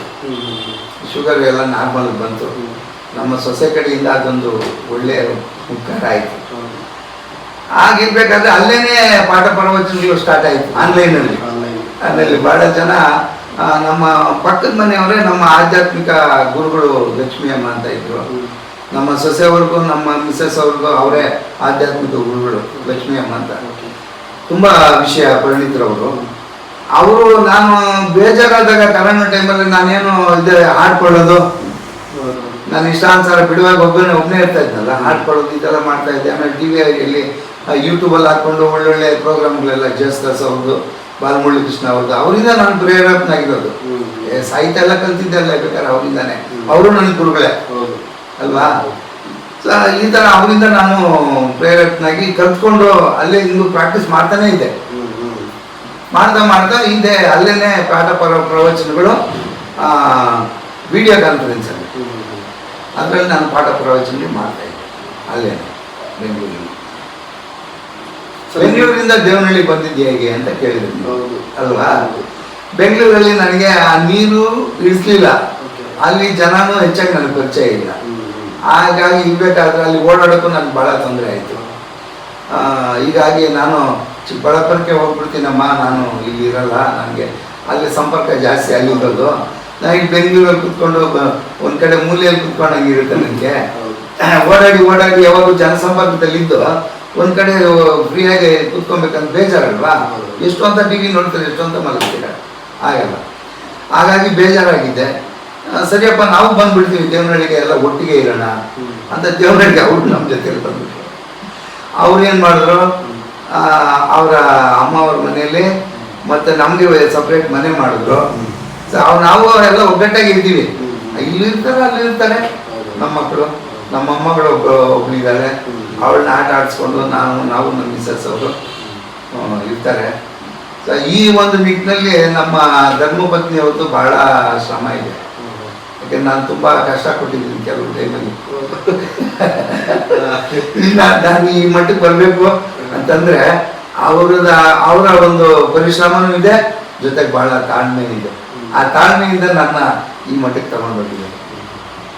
ಸರ್, ನಿಮ್ಮ ಗುರುಗಳ ಪರಿಚಯ, ನೀವು ಅಲ್ಲಿ ಹೇಗೆ ಸಾಧನೆ ಮಾಡ್ತಿದ್ರಿ, ಸ್ವಲ್ಪ ಅನುಭವ ತಿಳಿಸ್ಕೊಳ್ಳಿ. ಅಂದ್ರೆ ಮೊದಲನೇ ಗುರುಗಳು ನಮ್ಮ ತಂದೆನೇ. ಅವಾಗಲೇ ಹೇಳಿದೆ ನಾನು, ಧನುರ್ಮಾಸದಲ್ಲಿ ಸಾಧನೆ ಈ ಥರ ಮಾಡ್ತಾ ಇದ್ರು ಅಂತ. ಅದೇ ಪ್ರಾಕ್ಟೀಸ್ ಆಯಿತು ನನಗೆ. ಎರಡನೇ ಗುರುಗಳು ಬಂದು ನಮ್ಮ ವಾಗಟ ರಾಮದಾಸ್ ಅನ್ನೋರು, ಇವಾಗ ಹೊಸಕೋಟೆಯಲ್ಲಿದ್ದಾರೆ. ಅವರು ಊರಲ್ಲಿದ್ದರು, ವಾಗಟ ಅಂತ, ಹೊಸಕೋಟೆ ತಾಲೂಕು ವಾಗಟ. ಹೊಸಕೋಟೆಗೆ ಸುಮಾರು ಒಂದು 10-12 ಕಿಲೋಮೀಟರ್ ಆಗುತ್ತೆ. ಅದು ಒಂದು ಗ್ರಾಮನೇ. ಅಲ್ಲಿ ಇರ್ಬೇಕಾದ್ರೆ ಅಲ್ಲಿ ಒಂದು ವರದರಾಜ ಸ್ವಾಮಿ ದೇವಸ್ಥಾನ ಇದೆ, ಅವ್ರ ಮನೆ ಎದುರುಗಡೆ ಈಗಲೂ ಇದೆ. ಆ ದೇವಸ್ಥಾನದಲ್ಲಿ ನಮಗೆ ಸಾಧನೆ ಮಾಡೋಕ್ಕೆ ಅವಕಾಶ ಮಾಡಿಕೊಟ್ಟಿದ್ರು. ಅಲ್ಲೇ ಮಲ್ಗೋದು, ಅಲ್ಲೇ ಇದು ಮಾಡೋದು, ಇಲ್ಲಿ ಊಟ ಮಾಡ್ಕೊಳ್ಳೋದು, ಅವ್ರ ಮನೇಲಿ ಹೋಗೋದು, ಅಲ್ಲಿ ಸಾಧನೆ ಮಾಡೋದು. ಆ ಥರ ಆ ದೇವಸ್ಥಾನದಲ್ಲಿ ಸಾಧನೆ ಮಾಡ್ತಾ ಇರಬೇಕಾದ್ರೆ ನಮ್ಮ ಗುರುಗಳು ರಾಮದಾಸ್ ಅನ್ನೋರು, ಅವರು ನಮ್ಮ ಜೊತೆಗೆ ಬರೋದು, ಸಾಧನೆ ಮಾಡ್ಬೋದು. ಅವರು ಸಾಧನೆ ಮಾಡುವಾಗ ಅವ್ರ ಬಗ್ಗೆ ಹೇಳ್ಬೇಕಂದ್ರೆ ತುಂಬ ಇದೆ. ಇವತ್ತು ಅವರು ರಾಜ್ಯೋತ್ಸವ ಪ್ರಶಸ್ತಿ ಪುರಸ್ಕೃತರು. ಅವರು ಒಳ್ಳೆ ನಾದಸ್ವರ ವಿದ್ವಾಂಸರು. ಅವರೇನು ಮಾಡಿದ್ರು, ಒಂದು ಇಷ್ಟುದ ಒಂದು ಈ ಕಡ್ಡಿ ಇದೆ, ಊದ್ಬತ್ತಿ ಅಂಡಿಸ್ಬಿಡೋದು, ಅಲ್ಲಿ ಇಟ್ಬಿಡೋದು. ಒಂದು 10 ಜನ ಹುಡುಗರಿದ್ದೀವಿ ನಾವು. ಅದು ಊದ್ಬತ್ತಿ 1.5 ಗಂಟೆ ಆಗುತ್ತೆ ಅದು ಉಳಿಯೋದು. ಅದು ಆಗೋಗೋವರೆಗೂ ಯಾರು ಮುಗಿಸ್ತಾರೋ ನೋಡಬೇಕು ಅಂತ ಚಾಲೆಂಜ್ ಮಾಡಿ ನಾನು ಸಹ ಸೇರ್ಕೊಂಡು ನಿಮ್ಮ ಜೊತೆಲಿ ಪರೀಕ್ಷೆ ಆವಾಗ ಸಾಧನೆ ಮಾಡುವಾಗ ನಾನು ಕಣ್ಣು ಮುಚ್ಚಿಬಿಟ್ಟಿದ್ದೀನಿ. ನನಗೆ ಇದು ತುಟಿಗಳೆಲ್ಲ ಹೊರಟೋಗಿದೆ, ರಕ್ತ ಸೋರ್ತಾ ಇದೆ. ಅದು ಆಗೋದ್ರು ನಾನು ಬಿಟ್ಟಿಲ್ಲ. ನಮ್ಮ ಗುರುಗಳೇ ಸುಸ್ತಾಗ್ಬಿಟ್ಟವ್ರೆ, ಇನ್ನೆಲ್ಲರೂ ಸುಮ್ಮನಾಗ್ಬಿಟ್ಟವ್ರೆ. ನಾನು ಮಾತ್ರ ಬಿಟ್ಟಿಲ್ಲ. ಕೊನೆ ಆಗೋಗಿದೆ, ಅದು ಕಡ್ಡಿ ಆಗೋಯ್ತು. ಆಗೋಗಿದೆ, ತೆಗಿಯೋ ಅಂತ ನಮ್ಮ ಗುರುಗಳು ಹೇಳ್ತಾ ಇದ್ದಾರೆ. ನಾನು ತೆಗಿಯಕ್ಕೆ ಆಗ್ತಾ ಇಲ್ಲ, ಯಾಕೆಂದ್ರೆ ಇದು ಕಚ್ಕೊಂಡ್ಬಿಟ್ಟಿದೆ. ಎಲೆ ಇದೆಯಲ್ಲ, ಎಲೆ ಇದು ಕಚ್ಕೊಂಡ್ಬಿಟ್ಟಿದೆ, ರಕ್ತ ಸೋರ್ತಾ ಇದೆ. ಅವಾಗ ನಮ್ಮ ಗುರುಗಳು ನೀರು ಹಾಕಿ ಮೆಲ್ಲಿಗೆ ತೆಗೆದ್ರು ಅದನ್ನ. ಆ ಥರ ಸಾಧನೆ ಮಾಡಿದ್ರು. ಆ ಗುರುವಿನ ನಾನು ಇವತ್ತು ನೆನೆಸ್ಕೋಬೇಕಾಗಿರೋ ವಿಷಯನೇ. ಅದಾದ್ಮೇಲೆ ಮತ್ತೆ ಎಲ್ಲಿ ಹೋಗಿ ಸರ್? ಆಮೇಲೆ ನಾನೇನು ಮಾಡಿದೆ, ಚಿಂತಾಮಣಿ ನಮ್ಮ ಗುರುಗಳು ವೆಂಕಟಕೃಷ್ಣಪ್ಪ ಅಂತ ಮಹಾ ವಿದ್ವಾಂಸರು. ಅವ್ರನ್ನ ಇವತ್ತು ನಾನು ತಿಳ್ಕೊಳ್ಳೇಬೇಕು. ಏಕೆಂದರೆ ಒಂದು ಕಡೆ ಕೂತ್ಕೊಳ್ಳೋದು ಹೇಗೆ, ನಿಂತ್ಕೊಳ್ಳೋದು ಹೇಗೆ, ದೊಡ್ಡವ್ರನ್ನ ಮಾತಾಡ್ಸೋದು ಹೇಗೆ, ಯಾವ ವಿಚಾರ ಹೇಗೆ ಮಾತಾಡಬೇಕು, ಆಮೇಲೆ ಸಂಗೀತ ಪಾಠ ಪ್ರವಚನಗಳಿಗೆ ಹೇಗೆ, ಅವರು ಹ್ಯಾಂಡ್ ರೈಟಿಂಗ್ ಅಷ್ಟು ಚೆನ್ನಾಗಿತ್ತು. ಪ್ರತಿಯೊಂದು ವಿಚಾರನೂ ನಮಗೆ ಅವರಿಂದ ಕಲ್ತಿದ್ದಾನೆ. ಸುಮಾರು ವಿಷಯಗಳು ಕಲ್ತಿದ್ದಾನೆ. ಅದೇ ಇದರಲ್ಲಿ ಏನಾಯಿತು, ಒಂದು ಸಿಚುವೇಶನ್ ಶುರುವಾಯಿತು. ಆ ಕಲಿತಾ ಇದ್ದು ನಾನು ಬಾರಿಸ್ತಾ ಇದ್ದೀನಿ ಚೆನ್ನಾಗಿ. ನಮ್ಮ ಜೊತೆಗಳಲ್ಲಿ ನಮ್ಮ ಗುರುಗಳು ಒಂದು ಯಾವುದೋ ಒಂದು ಪ್ರೋಗ್ರಾಮ್ ಹೋದ್ರು. ನಾನು ನಾಗಸ್ವರ ಎತ್ಕೊಂಡು ಹೋದೆ. ಅವ್ರ ಹೆಸರು ಬೇಡ, ಅವ್ರು ನನಗೆ ಕಿಂಡಲ್ ಮಾಡಿದ್ರು. ಈ ಕಲಾವಿದರಲ್ಲಿ ಇರೋದು ಅದೇ, ಕಿಂಡಲ್ ಮಾಡಿದ್ರು. ಆ ಕಿಂಡಲ್ ಮಾಡಿದಾಗ ನನಗೆ ಈ ನಾಗಸ್ವರ ಕಲಿಯೋದೇ ಬೇಡ, ಬಿಟ್ಬಿಡೋಣ ಅನ್ನೋ ಪರಿಸ್ಥಿತಿಗೆ ಬಂದ್ಬಿಟ್ಟಿದ್ದೆ. ಹತ್ಕೊಂಡು ಕೂತ್ಕೊಂಡಿದ್ದೆ. ನಮ್ಮ ಗುರುಗಳು ಬಂದರು, ಯಾಕೋ ಆಗಿದೆಯಾ ಏನು ಅಂದರು. ಏನಿಲ್ಲ, ನಾನು ನಾಗಸ್ವರ ಮುಗಿಸೋಣ, ಇನ್ನು ನಾನು ಹೋಗ್ತೀನಿ ಮನೆಗೆ, ಈ ನಾಗಸ್ವರನೂ ಬೇಡ ಏನು ಬೇಡ ಅಂತೇಳಿ ಶುರು ಮಾಡಿಬಿಟ್ಟಿದ್ದೆ. ನಮ್ಮ ಗುರುಗಳು ಏನು ಬೈದ್ರು ನನಗೆ. ಸೊ ನೀನು ಇಂಥ ಎಜುಕೇಷನ್ ಇದೆ ನಿನಗೆ, ಒಳ್ಳೆ ಬುದ್ಧಿವಂತ ನೀನು, ಯಾರು ಏನು ಅಂತ ಹೇಳಿ ಅಂದರು ಅಂತೇಳಿ ನೀನು ಇದು ಮಾಡ್ಕೊತಾ ಇದೀಯ ಆ ಥರ ಮಾಡ್ಕೋಬೇಡ, ನಾನಿದ್ದೀನಿ ನಿನಗೆ, ಏನು ಬೇಕು ಹೇಳು, ಯಾವ ಪಾಠ ಬೇಕು, ಯಾವ ಪ್ರವಚನ ಏನು ಬೇಕು ನಿನಗೆ, ಯಾವ ಸಾಹಿತ್ಯ ಬೇಕು, ಯಾವ ಕೀರ್ತನೆ ಬೇಕು, ಸಾಧನೆ ಬೇಕು, ನಾನಿದ್ದೀನಿ, ನಾನು ನಿನ್ನ ಮಾಡಿಸ್ತೀನಿ, ನೀನು ಒಳ್ಳೆ ಕಲಾವಿದ ಆಗಬೇಕು ಅಂತ ನನಗೆ ಅವರು ತುಂಬ ನನಗೆ ಹುಮ್ಮಸ್ಕೊಟ್ಟು. ಅವಾಗ ಅಣ್ಣ ಏನೇ ಆಗಲಿ ನಾನು ಕತ್ತು ಕೊಯ್ಕೊಂಡ್ರೂ ಚಿಂತೆ ಇಲ್ಲ, ನಾನು ಬಾಡಿ ಏನಾದರೂ ಚಿಂತೆ ಇಲ್ಲ, ನಾನು ಮಾತ್ರ ಅವ್ರು ಚೆನ್ನಾಗಿ ಕಲಿಬೇಕು ಅಂತ ನಮ್ಮ ಗುರುಗಳಿಗೆ ನಾನು ಇದು ಮಾಡ್ತೆ. ನಮ್ಮ ಗುರುಗಳು ಅದೇ ಪ್ರಕಾರವಾಗಿ ಅದನ್ನು ರಾತ್ರಿ ನನ್ನ ಜೊತೆಯಲ್ಲಿ ಸಾಧನೆ ಮಾಡಿಸಿದ್ದಾರೆ. ಅವ್ರ ಮನೆ ಕರ್ಕೊಂಡು ನಾನೊಬ್ಬನ್ನೇ ಅವ್ರ ಮನೇಲಿ ಕರ್ಕೊಂಡು ರಾತ್ರಿ ಎಲ್ಲ ಪ್ರಾಕ್ಟೀಸ್ ಮಾಡಿಸಿದ್ದಾರೆ ನನ್ನ. ಆ ಪುಣ್ಯಾತ್ಮನ ನಾನು ಮರೆಯೋಕ್ಕೆ ಸಾಧ್ಯ ಇಲ್ಲ.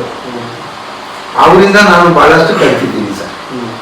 ಅವರು ವೆಂಕಟಕೃಷ್ಣಪ್ಪ ಅಂತೇಳಿ ಅವರು ಕೊನೆಗೆ ಕೋಲಾರ ಸೇರಿದ್ರು. ಕೋಲಾರದಲ್ಲಿ ಏನೋ ಕಾಯಿಲೆ ಬಂದು ಅವರು ತೀರೋದು ಆಗ್ಬಿಟ್ಟು. ತದನಂತರ ಮಿಟ್ಟನಲ್ಲಿ MLA ನರಸಿಂಹಲು ಅಂತ, ಅವರು ಅವಾಗಲೂ ಒಳ್ಳೆ ಹೆಸರು, ಇವಾಗಲೂ ಒಳ್ಳೆ ಹೆಸರು. ಇಡೀ ಕರ್ನಾಟಕದಲ್ಲಿ ಅಲ್ಲ, ಯಾರ ಹತ್ರ ಇಲ್ಲ ವಿಷಯ ಅಂತ ಒಂದು ಸಂಗೀತದ ವಿಷಯ ಅವ್ರ ಹತ್ರ ಇದೆ. ಮೇಳಕರ್ತ ರಾಗಗಳು ಹೆಂಗ್ ಕಂಡುಹಿಡಿಬೇಕು, ಎಷ್ಟು ಮೇಳಕರ್ತಗಳು, 72 ಮೇಳಕರ್ತ ರಾಗಗಳು. ಆ ಮೇಳಕರ್ತ ರಾಗಗಳನ್ನ ಲೆಕ್ಕ ಹಾಕಿ ಹಂಗೆ ಹೇಳ್ಬೇಕು, ಇಂಥ ರಾಗ ಇಂಥ ಇಷ್ಟನೇ ಮೇಳಕರ್ತ ಹೆಂಗೆ ಕಂಡುಹಿಡಿಯೋದು, ಆ ಒಂದು ಪಟ್ಟಿ ಮಾಡಿಕೊಟ್ರು ನಿಮಗೆ. ಕಾಕ ಗಾಗ ಇನ್ಯ ಚಾಚ ಚಾಚ ಇದು ಬರುತ್ತೆ, ಕಾದಿನವ ಟಾದಿನವ ಪಾದ ಪಂಚಮಿ ಯಾದವಿ ಅಷ್ಟ ಅಂತ. ಅದರಲ್ಲಿ ಪಟ್ಟಿ ಮಾಡಿಬಿಟ್ರೆ 72 ಮೇಳಕರ್ತಗಳನ್ನ ಯಾವ ರಾಗ ಯಾವ ಮೇಳಕರ್ತ ಅಂತ ಕಂಡುಹಿಡಿಯೋಕೆ ಒಂದು ಸೂತ್ರ. ಆ ಸೂತ್ರನ ಹೇಳ್ಕೊಟ್ಟು ಪುಣ್ಯಾತ್ಮರು ಅವರು ನನಗೆ ಮಿಟ್ಟಮರಿ MLA ನರಸಿಂಹರು ಅಣ್ಣ ಅವರು, ಅವ್ರ ಕಡೆಯಿಂದ ನಾನು ಭಾಳ ಕಲ್ತಿದ್ದೀನಿ. ಅದಾದ ನಂತರ AKC ನಟರಾಜಣ್ಣವ್ರದ್ದು ಕ್ಲಾರ್ನೆಟ್ ಅಂದ್ರೆ ಬಹಳ ಇಷ್ಟ ನನಗೆ.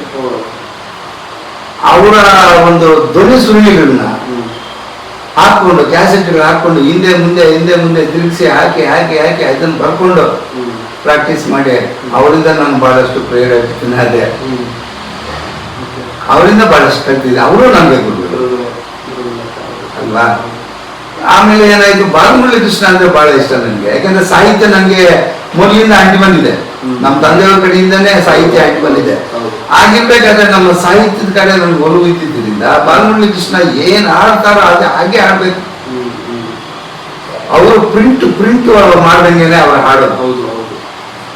ಆ ತರ ಅವ್ರು ಏನೋ ಡಿಕ್ಷನರಿ ನೋಡಿ, ಡಿಕ್ಷನರಿಯಲ್ಲಿ ಯಾವ ತರ ಬರುತ್ತೆ ಅಕ್ಷರಗಳು, ಅದಕ್ಕೆ ಅರ್ಥ ಏನೋ ಅದನ್ನೆಲ್ಲ ಕಂಡು ಹಿಡಿದು ಆ ಪ್ರತಿಯೊಂದನ್ನು ತ್ಯಾಗರಾಜ ಸ್ವಾಮಿ ಕೀರ್ತನೆ ಆಗ್ಬೋದು, ಪುರಂದರದಾಸರ ಕೀರ್ತನೆಗಳಾಗ್ಬೋದು, ಏನೇ ಆಗ್ಬೋದು, ಅವೆಲ್ಲ ಮಾಡ್ಬೇಕಾದ್ರೆ ಅವರು ಅದನ್ನ ಡಿಕ್ಷನರಿಯಲ್ಲಿ ನೋಡಿ ಕರೆಕ್ಟಾಗಿ ಇದೆಯಾ ಇಲ್ಲ ಅಂತೇಳಿ ಅವರು ಅದನ್ನ ಅಧ್ಯಯನ ಮಾಡಿ ಮಾಡ್ತಕ್ಕಂಥ ಮಹಾನುಭಾವರು ಬಾಲಮುರಳಿ ಕೃಷ್ಣ ಅವರು. ಆಮೇಲೆ ಜಯಸರಸ್ ಅವರು, ML ವಸಂತ ಕುಮಾರಿ ಅವರು, MS ಸುಬ್ಬಲಕ್ಷ್ಮಿ ಅಮ್ಮ ಅವರು,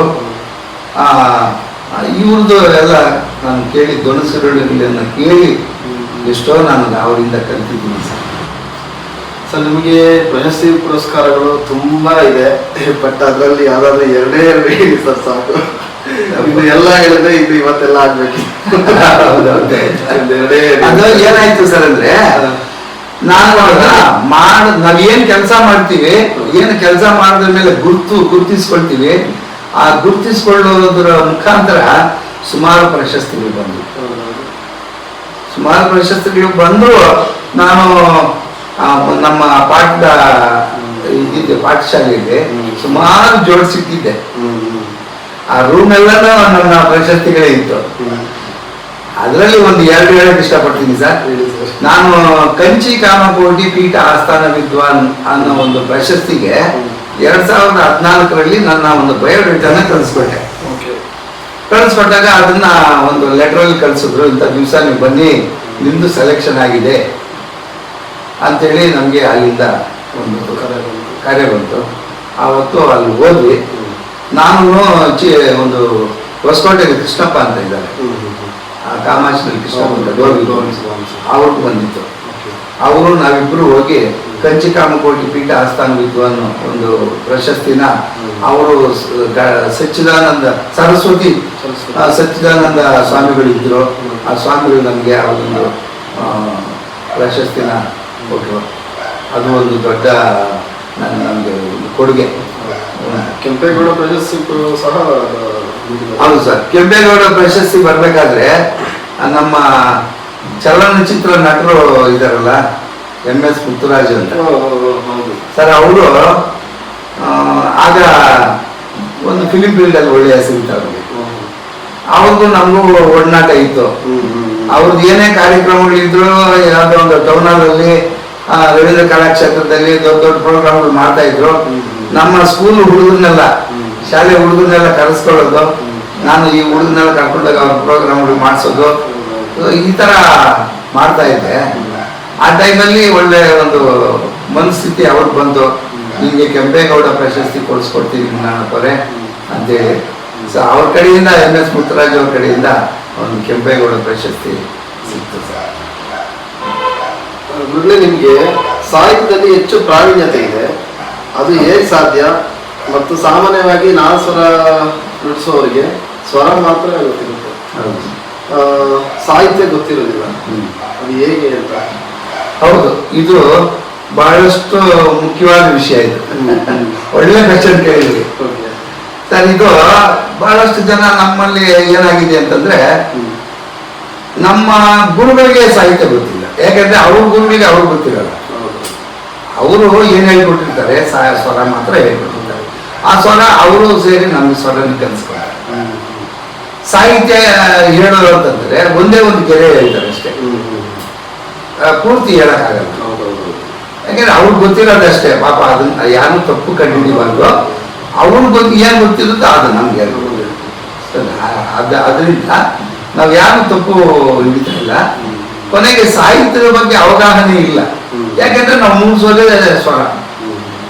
ಮದುವೆ ಮುಂಜಿಗಳಲ್ಲಿ ಯಾವುದೇ ಕಾರ್ಯಕ್ರಮಗಳಲ್ಲಿ ನಾದಸ್ವರ ನುಡಿಸೋದು ಸ್ವರ. ಇವಾಗ ನಾವು ಬಾಯಲ್ಲಿ ರಾಮ ಅಂತೀವಿ, ನಾದಸ್ವರಗಳಲ್ಲಿ ಏನಂತೀವಿ? ಪೈ ಅಂತೀವಿ ಅಲ್ವಾ? ಹಾಗಾಗಿ ಸಾಹಿತ್ಯದ ಬಗ್ಗೆ ಯಾರು ಮಾಡಲಿಲ್ಲ ನಮ್ಮ ನಾಗೇಶ್ವರ ಕಲಾವಿದರು. ಏನಾಯ್ತು, ನನಗೆ ನಮ್ಮ ತಂದೆಯವರ ಕಡೆಯಿಂದ ಬಂತಲ್ಲ ಸಾಹಿತ್ಯ. ಆವಾಗ ನಾನು ಈ ಬಾಲಮುರಳಿ ಕೃಷ್ಣ ಅವ್ರದ್ದು ಧ್ವನಿ ಸುರುಳಿಗಳನ್ನ ಕೇಳೋದು, ಹಿಂದೆ ಮುಂದೆ ಹಾಕೋದು, ಅದನ್ನ ರಿಪೀಟ್ ಮಾಡೋದು, ಅದನ್ನ ಬರೆಯೋದು. ನಾನು ರಾತ್ರಿ ಇದೇ ಕೆಲಸ, ನಂದು ಬೇರೆ ಏನು ಉದ್ಯೋಗ ಇಲ್ಲ. ಇವತ್ತೂ ನನಗೆ ಮನೆಯಲ್ಲಿ ಯಾವ ಲೈಟ್ ಸ್ವಿಚ್ ಎಲ್ಲ ಹಾಕ್ಬೇಕೋ, ಮನೆಯಲ್ಲಿ ಮೂಲೆಯಲ್ಲಿ ಏನಿದೆ ನನಗೆ ಗೊತ್ತಿಲ್ಲ. ಇವತ್ತು ಏನು ನಾನು 4 ಕಾಸು ಸಂಪಾದನೆ ಮಾಡ್ತೀನಿ, ತಗೊಂಡ್ಬಂದು ನಮ್ಮ ಧರ್ಮಪತಿ ಅವ್ರಿಗೆ ಕೊಟ್ಬಿಡ್ತೀನಿ, ಅವರೆಲ್ಲ ನೋಡ್ಕೊಂಡು. ಇವತ್ತು ನಾನು ಏನಿದ್ರು ಈ ಕಲೆ ಸಂಗೀತ ಇದೇ ನನ್ನ ಉಸಿರು, ಇದೇ ನನ್ನ ರಕ್ತ, ಇದೇ ನನ್ನ ಬ್ಲಡ್ ಪೂರ್ತಿ. ಈ ಸಂಗೀತದಲ್ಲೇ ನಾನು ಮುಂದುವರೆದು ನಾನು ಈ ಸಾಹಿತ್ಯದ ಬಗ್ಗೆ ಬಹಳ ಒಳ್ಳೆ ಬಹಳಷ್ಟು ಜನಕ್ಕೆ ನಾನು ಹೇಳ್ತೀನಿ, ಸುಮಾರು ಸಾಹಿತ್ಯ ಇದೆ, ಬೇಕಾದ್ರೆ ಕಲ್ತ್ಕೊಳ್ಳಿ ಬನ್ನಿ ಅಂತ ಹೇಳ್ತೀನಿ. ನಮ್ಮ ಜನಾಂಗದವ್ರಿಗೆ ಅದು ಬೇಕಾಗಿರೋದೇನು ಸ್ವರ ನುಡಿಸ್ತೀವಿ, ಏನೋ ಸಂಪಾದನೆ ಮಾಡ್ತೀವಿ ಅನ್ನೋ ನಿಟ್ಟಿನಲ್ಲಿ ಸಾಹಿತ್ಯದ ಬಗ್ಗೆ ಯಾರು ಒಲವು ಕೊಡ್ತಾ ಇಲ್ಲ. ಇನ್ನು ಮುಂದೆ ಕಲ್ತ್ಕೊಂಡ್ರು ಒಳ್ಳೇದು ಅಂತ ನನಗೆ ಯಾಕೆಂದ್ರೆ ನಮ್ಮ ಬರೀ ನಾಗಸ್ವರದವರು ಅಂತಂದ್ರೆ ಬೇರೆ ಒಂದು ಈ ಇವರಿದಾರಲ್ಲ ಸಾಹಿತ್ಯ ಆಡೋರು, ಈ ನಾಗಸ್ವರದವರು ಅಂದ್ರೆ ಅವ್ರಿಗೆ ಒಂಥರ ಕೀಳನೆ. ಒಂದು ಕಡೆ ಏನಾಯ್ತು ಸರ್, ಇದೇ ಹೇಳ್ತೀನಿ ನೋಡ್ರಿ. ರವಿಶಂಕರ್ ಗುರೂಜಿ ಅವ್ರದ್ದು ವರ್ಲ್ಡ್ ವೈಡ್ ಪ್ರೋಗ್ರಾಮ್, ಹೌದು, ಜಕ್ಕೂರು ಏರ್ಪೋರ್ಟ್ ಅಲ್ಲಿ. ಹೌದು. ಸೊ ಅವರು ಶಿಷ್ಯರಾದಂತ ನಮ್ಮ ವಿದ್ಯಾ ಕಲಾಭಿವೃದ್ಧಿ ಟ್ರಸ್ಟ್ ನ ಅಭಿವೃದ್ಧಿ ಟ್ರಸ್ಟ್ ನ ಅಧ್ಯಕ್ಷರು ಆನಂದಪ್ಪ ಅಂತ, ಅವರು ಅದರಲ್ಲಿ ಶಿಷ್ಯರು. ಅವರೇನ್ ಮಾಡಿದ್ರು, ಈ ಎಲ್ಲ ವಾದ್ಯಗಳನ್ನು ಸೇರಿಸಿ ಒಂದು ರಿಹರ್ಸಲ್ ಮಾಡಿ ವಾದ್ಯಗಳು ನುಡಿಸ್ಬೇಕು. ಸುಮಾರು ಒಂದು 3800 ವಾದ್ಯಗಳನ್ನ ವರ್ಲ್ಡ್ ರೆಕಾರ್ಡ್ ಮಾಡಬೇಕು ಅಂತ ಹೇಳ್ಬಿಟ್ಟು ಒಂದು ಪ್ಲಾನ್ ಮಾಡಿದ್ರು. ಆ ಪ್ಲಾನ್ ಮಾಡಿದಾಗ ಇವರು ನಮ್ಮ ಅಧ್ಯಕ್ಷರಿದ್ದಾರಲ್ಲ, ನಮ್ಮ ವಿದ್ಯಾ ಕಲಾಭಿವೃದ್ಧಿ ಟ್ರಸ್ಟ್ ನ ಅಧ್ಯಕ್ಷರು ಆನಂದಪ್ಪ ಅವರು, ಹೊನ್ನಾಣಪ್ಪರೇ ಈ ವೀಣೆ, ವೈಲಿನು, ಮೃದಂಗ ಇವುಗಳ ಜೊತೆಲಿ ನಾಗಸ್ವರ ಬೆರೆಯಲ್ವಾ, ಡೋಲ್ ಬೆರೆಯಲ್ವಾ ಅಂದ್ರು. ಸರ್ ಬೆರೀತೈತೆ, ಯಾಕೆ ಬೆರೆಯೋದಿಲ್ಲ? ಮತ್ತೆ ಅವರು ಬೇಡ, ನಾಗಸ್ವರ ಸೌಂಡ್ ಜಾಸ್ತಿ, ಡೋಲ್ ಸೌಂಡ್ ಜಾಸ್ತಿ, ಮೃದಂಗ ಕೇಳಿಸಲ್ಲ, ವೀಣೆ ಕೇಳಿಸಲ್ಲ, ಫ್ಲೂಟು ಕೇಳಿಸಲ್ಲ, ಅದು ಸೌಂಡ್ ಜಾಸ್ತಿ ಬೇಡ ಅಂತ ಇದು ಮಾಡಿದ್ರು. ಅದಕ್ಕೆ ಏನು ಮಾಡೋದು, ಸರ್ ಒಂದು ಕೆಲಸ ಮಾಡಿ ರಿಹರ್ಸಲ್ ಮಾಡೋಣ ಅವರು ನಾವೆಲ್ಲ ಸೇರಿ ಸೆಟ್ ಅಂದರೆ ಓಕೆ, ಇಲ್ಲಾಂದ್ರೆ ಬೇಡ. ಆಮೇಲೆ ನಾನು ಹೋದೆ. ರವಿಶಂಕರ್ ಗುರುಜಿ ಅವರು ಇದ್ರು, ಅವ್ರಿಗೂ ಸಂಗೀತ ಭಾಳ ಚೆನ್ನಾಗಿ ಬಂತು. ಅವ್ರು ಏನು ಮಾಡಿದ್ರು, ಯಂದ್ರ ಮಹಾನ್ ಬಾಬು ನವರಸ ಕನ್ನಡ ನಿನ್ನೂವಿನ ಆ ಕೀರ್ತನೆ 2 ಕೀರ್ತನೆಗಳನ್ನ ರಿಹರ್ಸಲ್ ಮಾಡಿಸಿದ್ರು. ಮಾಡಿಸಿದಾಗ ಓಕೆ ಚೆನ್ನಾಗಿದೆಯಲ್ಲ, ಇದೇ ಶ್ರುತಿಗೆ ಎಲ್ಲ ಸೆಟ್ ಮಾಡ್ಕೊಡ್ರಿ, ನಾಗೇಶ್ವರ ಡೋಲು ಭಾಳ ಚೆನ್ನಾಗಿ ಇದಾಗುತ್ತಲ್ಲ, ಚೆನ್ನಾಗಿ ಬೆಳೀತಾ ಇದೆ, ಇದು ಇರಲಿ ಇನ್ಸ್ಟ್ರೂಮೆಂಟ್ ಅಂತೇಳಿ ಮುನ್ನಪ್ಪ ನೀವು ಎಷ್ಟು ಜನ ಕರ್ಕೊಂಡ್ಬರ್ತೀರಾ ಅದಕ್ಕೆ? ಸರ್ ನಾನು ಒಂದು 350-400 ಜನ ಕರ್ಕೊಂಡ್ಬರ್ತೀನಿ ಸರ್. ನಮ್ಮ ಕಲಾವಿದರಲ್ಲೇ ವೀಣೆ ಇದು ನುಡ್ಸೋರು, ಮೃದಂಗ ನುಡ್ಸೋರು, ವೈಲಿನ್ ನುಡ್ಸೋರು ಎಲ್ಲಾರನ್ನೂ ಕರ್ಕೊಂಡು ಸುಮಾರು ಒಂದು 350 ಜನ ಕರ್ಕೊಂಡು ಹೋಗಿದ್ದೆ ನಾನು ಆ ಒಂದು ಫಂಕ್ಷನ್ಗೆ. World wide program. ಆ ಒಂದು ಪ್ರೋಗ್ರಾಮ್ ನಾನು ಇಡೀ ಜೀವನದಲ್ಲಿ ನೋಡೋದೇ ಇಲ್ಲ, ನೋಡ್ತೀನಿ ಇಲ್ಲ ಗೊತ್ತಿಲ್ಲ ಸರ್. ಅಂತ ಒಂದು ಪ್ರೋಗ್ರಾಮ್ ಮಾಡಿ ಅಂಥದ್ದೆಲ್ಲ ಸಕ್ಸಸ್ ಮಾಡಿದ್ದೀನಿ. ಓಕೆ ಸರ್, ನಿಮಗೆ ತ್ಯಾಗರಾಜ ಸ್ವಾಮಿ ಕೀರ್ತನೆಗಳ 5 ಕೀರ್ತನೆ ನುಡಿಸ್ತೀರ ಸರ್. ಸಾಮಾನ್ಯವಾಗಿ ಎಲ್ಲರೂ 3 ಕೀರ್ತನೆ ಹೆಚ್ಚಾಗಿ ನುಡಿಸ್ತಾರೆ, ಇಲ್ಲಿ 2 ಕೀರ್ತನೆ ಹೆಚ್ಚಾಗಿ ನುಡಿಸಲ್ಲ. ಹೌದು ಹೌದು ಸರ್, ನಿಜಾನೇ. ಯಾಕೆಂದ್ರೆ ಈ ಪಂಚರತ್ನ ಕೀರ್ತನೆಗಳು ತ್ಯಾಗರಾಜ ಸ್ವಾಮಿಗೂ 5 ಕೀರ್ತನೆಗಳಿದೆ. ಪಂಚರತ್ನಗಳಂದ್ರೆ ಮುತ್ತು ರತ್ನಗಳೇ. ಆ ಒಂದು ಕೀರ್ತನೆಗಳನ್ನ ಯಾರ ಕೈಯಲ್ಲೂ ಮುಚ್ಚಕ್ಕೋಗಲ್ಲ, ಹಾಡಕ್ಕೋಗಲ್ಲ. ಮಹಾ ಮೇಧಾವಿಗಳು. ಯಾಕೆಂದ್ರೆ ಶತವಿಧಂ ಕಲಾವಿಧಂ ಸಹಸ್ರ ವೇದಾಂತಿ. ಅಂದ್ರೆ 100 ವರ್ಷದ ಪುಣ್ಯ ಇದ್ರೆ ಒಬ್ಬ ಕಲಾವಿದ, 100 ಜನ್ಮದ ಪುಣ್ಯ, 100 ಜನ್ಮದ ಪುಣ್ಯ ಇದ್ರೆ ಒಬ್ಬ ಕಲಾವಿದ. ಸಹಸ್ರ ವೇದಾಂತಿ ಅಂದ್ರೆ 1000 ವರ್ಷಗಳ 1000 ಜನ್ಮಗಳ ಪುಣ್ಯ ಇದ್ರೆ ಒಬ್ಬ ವೇದಾಂತಿ ಅಲ್ವಾ? ಅಂತ ವೇದಾಂತಿಗಳು ಮಾಡಿರ್ತಕ್ಕಂಥ ಒಂದು 5 ಪಂಚರತ್ನ ಕೀರ್ತನೆಗಳು ತ್ಯಾಗರಾಜ ಸ್ವಾಮಿ. ಆ ಒಂದು ಕೀರ್ತನೆಗಳಲ್ಲಿ 5 ಕೀರ್ತನೆಗಳು ಮಹಾ ಮುತ್ತುರತ್ನಗಳು ಅಂತ ತಪ್ಪಾಗಲಾರ್ದು.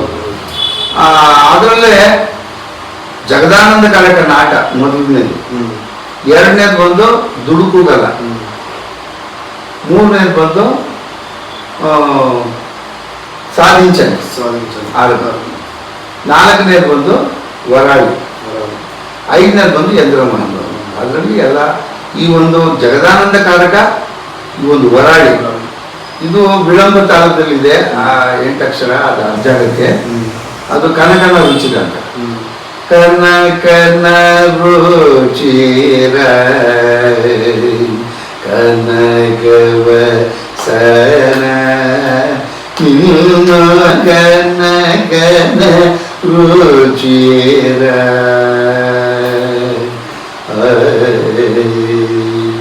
ಅದು ಮೊದಲನೇ ಬಂದು ಜಗದಾನಂದ ಕಾರಕ.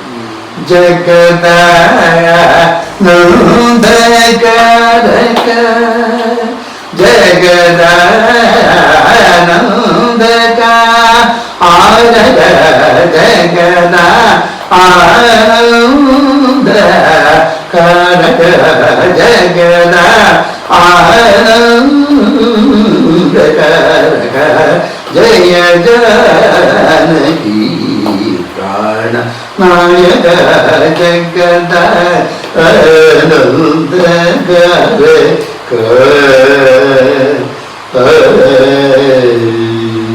ಅದು ಈ ಒಂದು 2 ಕೀರ್ತನೆಗಳನ್ನ ಯಾರು ಹೆಚ್ಚಾಗಿ ನುಡಿಸೋದಿಲ್ಲ, ಆಗೋದಿಲ್ಲ. ಆ ಒಂದು 5 ಪಂಚರತ್ನ ಕೀರ್ತನೆಗಳು ನನ್ನಲ್ಲಿದೆ.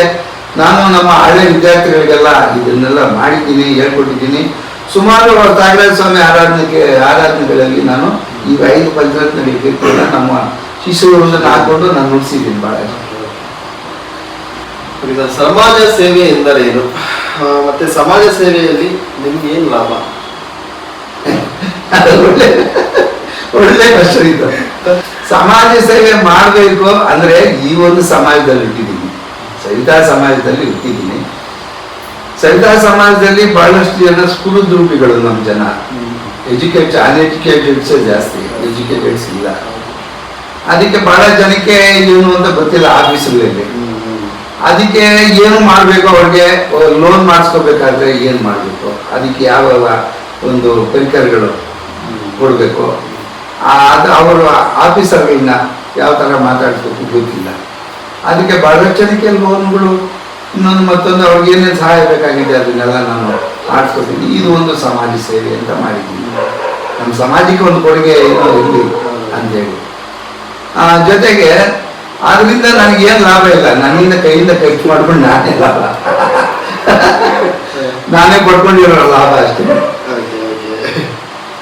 ನೀವೆಷ್ಟು ಜನ ಕಲಾವಿದರಿಗೆ ಮಾಶಾಸನ ಮಾಡಿಸಿದ್ದೀರಾ ಸರ್? ಸುಮಾರು ಒಂದು 500ಕ್ಕಿಂತ ಹೆಚ್ಚು ಕಲಾವಿದರಿಗೆ ಮಾಡಿಸಿದ್ದೀನಿ. ಅಂದರೆ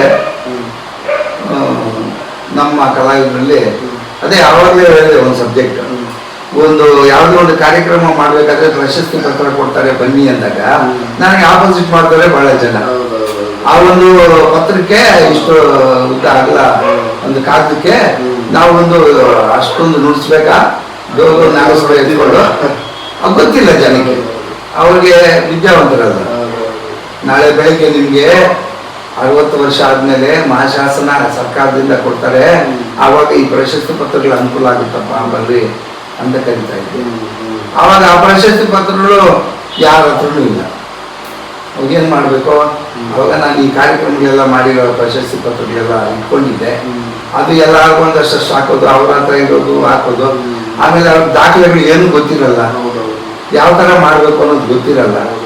ಆಮೇಲೆ ಆ ಒಂದು ಆಫೀಸಲ್ಲಿ ಅಲ್ಲೂ ನಮ್ಮ ಅಸಿಸ್ಟೆಂಟ್ ಡೈರೆಕ್ಟರ್ ಒಬ್ರು ಇದ್ರು, ವೆಂಕಟಾಚಲಪತಿ ಅಂತ.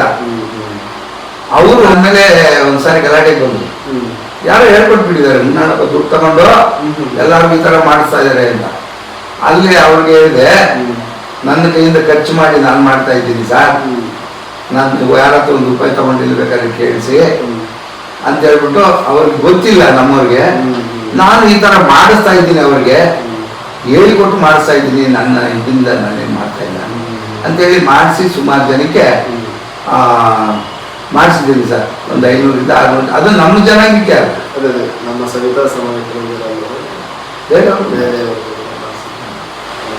ಸರ್. ಮುಂದಿನ ಪೀಳಿಗೆ ನಮ್ಮ ಇವಾಗ ವಿದ್ಯಾಭ್ಯಾಸ ಮಾಡ್ತೀವಲ್ಲ, ಅವ್ರಿಗೆ ನೀವೇನು ಹೇಳಕ್ ಇಷ್ಟಪಡ್ತೀರಾ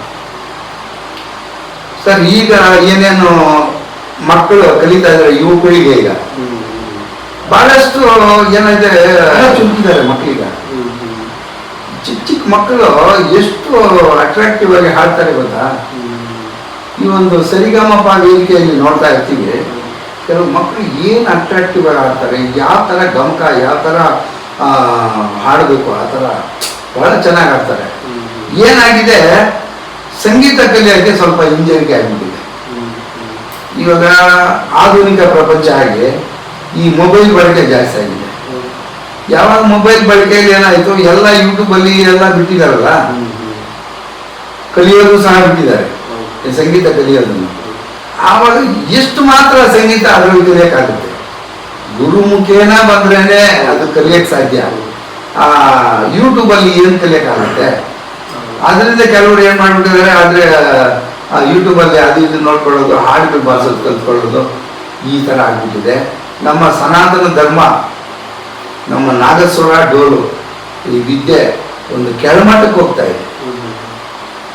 ಎಲ್ಲ ಎಲ್ಲಿ ನೋಡಿದ್ರು ಹಾಡುಗಳು ನುಡಿಸೋದು, ಫೇಸ್ಬುಕ್ ಅಲ್ಲೇ ಹಾಕ್ತಾರೆ.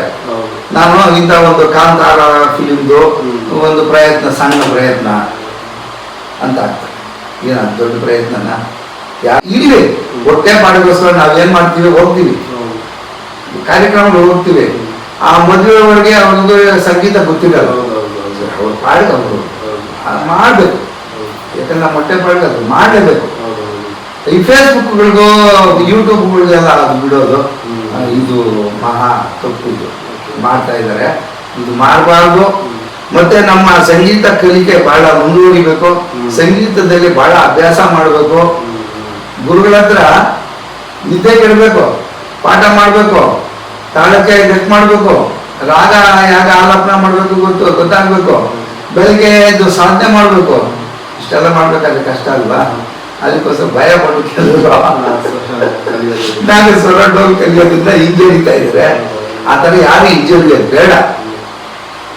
ಎಷ್ಟೇ ಎಜುಕೇಶನ್ ಇರಲಿ, ಅದೆಲ್ಲ ಪುಸ್ತಕದ ಬದನೆಕಾಯಿ. ಇವತ್ತು 10ನೇ ಕ್ಲಾಸ್ ಓದಿದ್ದೀವಿ, 10ನೇ ಕ್ಲಾಸ್ ಓದಿ ಆಮೇಲೆ PU ಹೋದ್ರೆ ಈ ಸಬ್ಜೆಕ್ಟ್ ಎಲ್ಲ ಹೊರಟೋಗಿರುತ್ತೆ. ಈ ಹಿಂದ್ಗಡೆ ಅದು ಹೋಗಿರುತ್ತೆ, ಮುಂದ್ಗಡೆ ಬರ್ತಾ ಇರುತ್ತೆ ಅಷ್ಟೇ. ಅದು ಪುಸ್ತಕದ ಬದನೆಕಾಯಿ. ಎಜುಕೇಶನ್ ಇರೋದು ನಮ್ಮ ಒಂದು ಇದಕ್ಕೆ ಪ್ರಪಂಚ ಜ್ಞಾನಕ್ಕೋಸ್ಕರ. ಆದರೆ ಇದು ಬ್ರಹ್ಮವಿದ್ಯೆ. ಈ ಬ್ರಹ್ಮವಿದ್ಯೆನ ಸಾಮಾನ್ಯವಾಗಿ ಯಾರು ಕಿತ್ಕೊಳ್ಳೋಕ್ಕಾಗಲ್ಲ. ನಾವೇನಾದ್ರೂ ಸತ್ತೋದ್ರೆ ಮಾತ್ರ ಈ ವಿದ್ಯೆ ಹೋಗೋದು, ಇಲ್ಲಾಂದ್ರೆ ಈ ವಿದ್ಯೆ ಹೋಗಲ್ಲ. ದಯವಿಟ್ಟು ಎಲ್ಲಾ ಯುವಕರಿಗೂ ನಾನು ಕೇಳ ಬಯಸ್ತಾ ಇರೋದಷ್ಟೇ, ಪ್ರತಿಯೊಬ್ಬರು ಈ ಸಂಗೀತನ ಕಲೀಲಿ. ಆ ಓದ್ತಾ ಇದ್ದಾರಲ್ಲ ಆ ಸಬ್ಜೆಕ್ಟ್ ಜೊತೆಗೆ ಈ ಒಂದು ಸಬ್ಜೆಕ್ಟ್ ಇಟ್ಕೊಂಡು ಕಲೀಲಿ ಅಂತ ನನ್ನ ಒಂದು ಆಸೆ. ಸರ್, ನಮ್ಮ ಸವಿತಾ ಸಮಾಜ ಬಂಧುಗಳಿಗೆ ಹೇಳಕ್ಕೆ ಇಷ್ಟಪಡ್ತೀರಾ? ಸರ್, ನಮ್ಮ ಸವಿತಾ ಸಮಾಜದ ಬಂಧುಗಳಿಗೆ ಹೇಳೋದು ಬಹಳಷ್ಟಿದೆ ಸರ್. ನನ್ನ ಪ್ರಕಾರ ಏನಾಗ್ಬಿಟ್ಟಿದೆ, ಒಂದು ಟ್ರೆಂಡ್ ಆಗ್ಬಿಟ್ಟಿದೆ ಸರ್. ಈ ವಾದ್ಯ ನುಡ್ಸಕ್ಕೆ ಹೋಗ್ತಾರೆ, ಈ ಕಲ್ಯಾಣ ಮಂಟಪದಲ್ಲಿ ಒಂದು ಶಿಸ್ತಿಲ್ಲ. ಯಾವಾಗ ಶಿಸ್ತಿಲ್ಲ,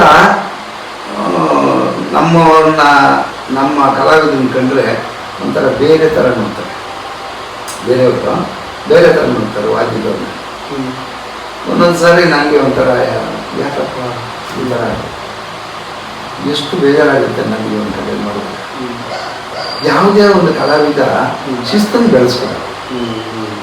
ವಾದ್ಯಕ್ಕೆ ಓದಿರ್ತೀವಿ, ವಾದ್ಯ ಮಾತ್ರ ಅಲ್ಲಿ ಇರ್ತದೆ, ವಾದ್ಯ ನುಡ್ಸೋರು ಮಾತ್ರ ಅಲ್ಲಿ ಇರಲ್ಲ. ಏನು ಇದು ಬಹಳ ಮನಸ್ಸಿಗೆ ನೋವು ತರ್ತಾರೆ.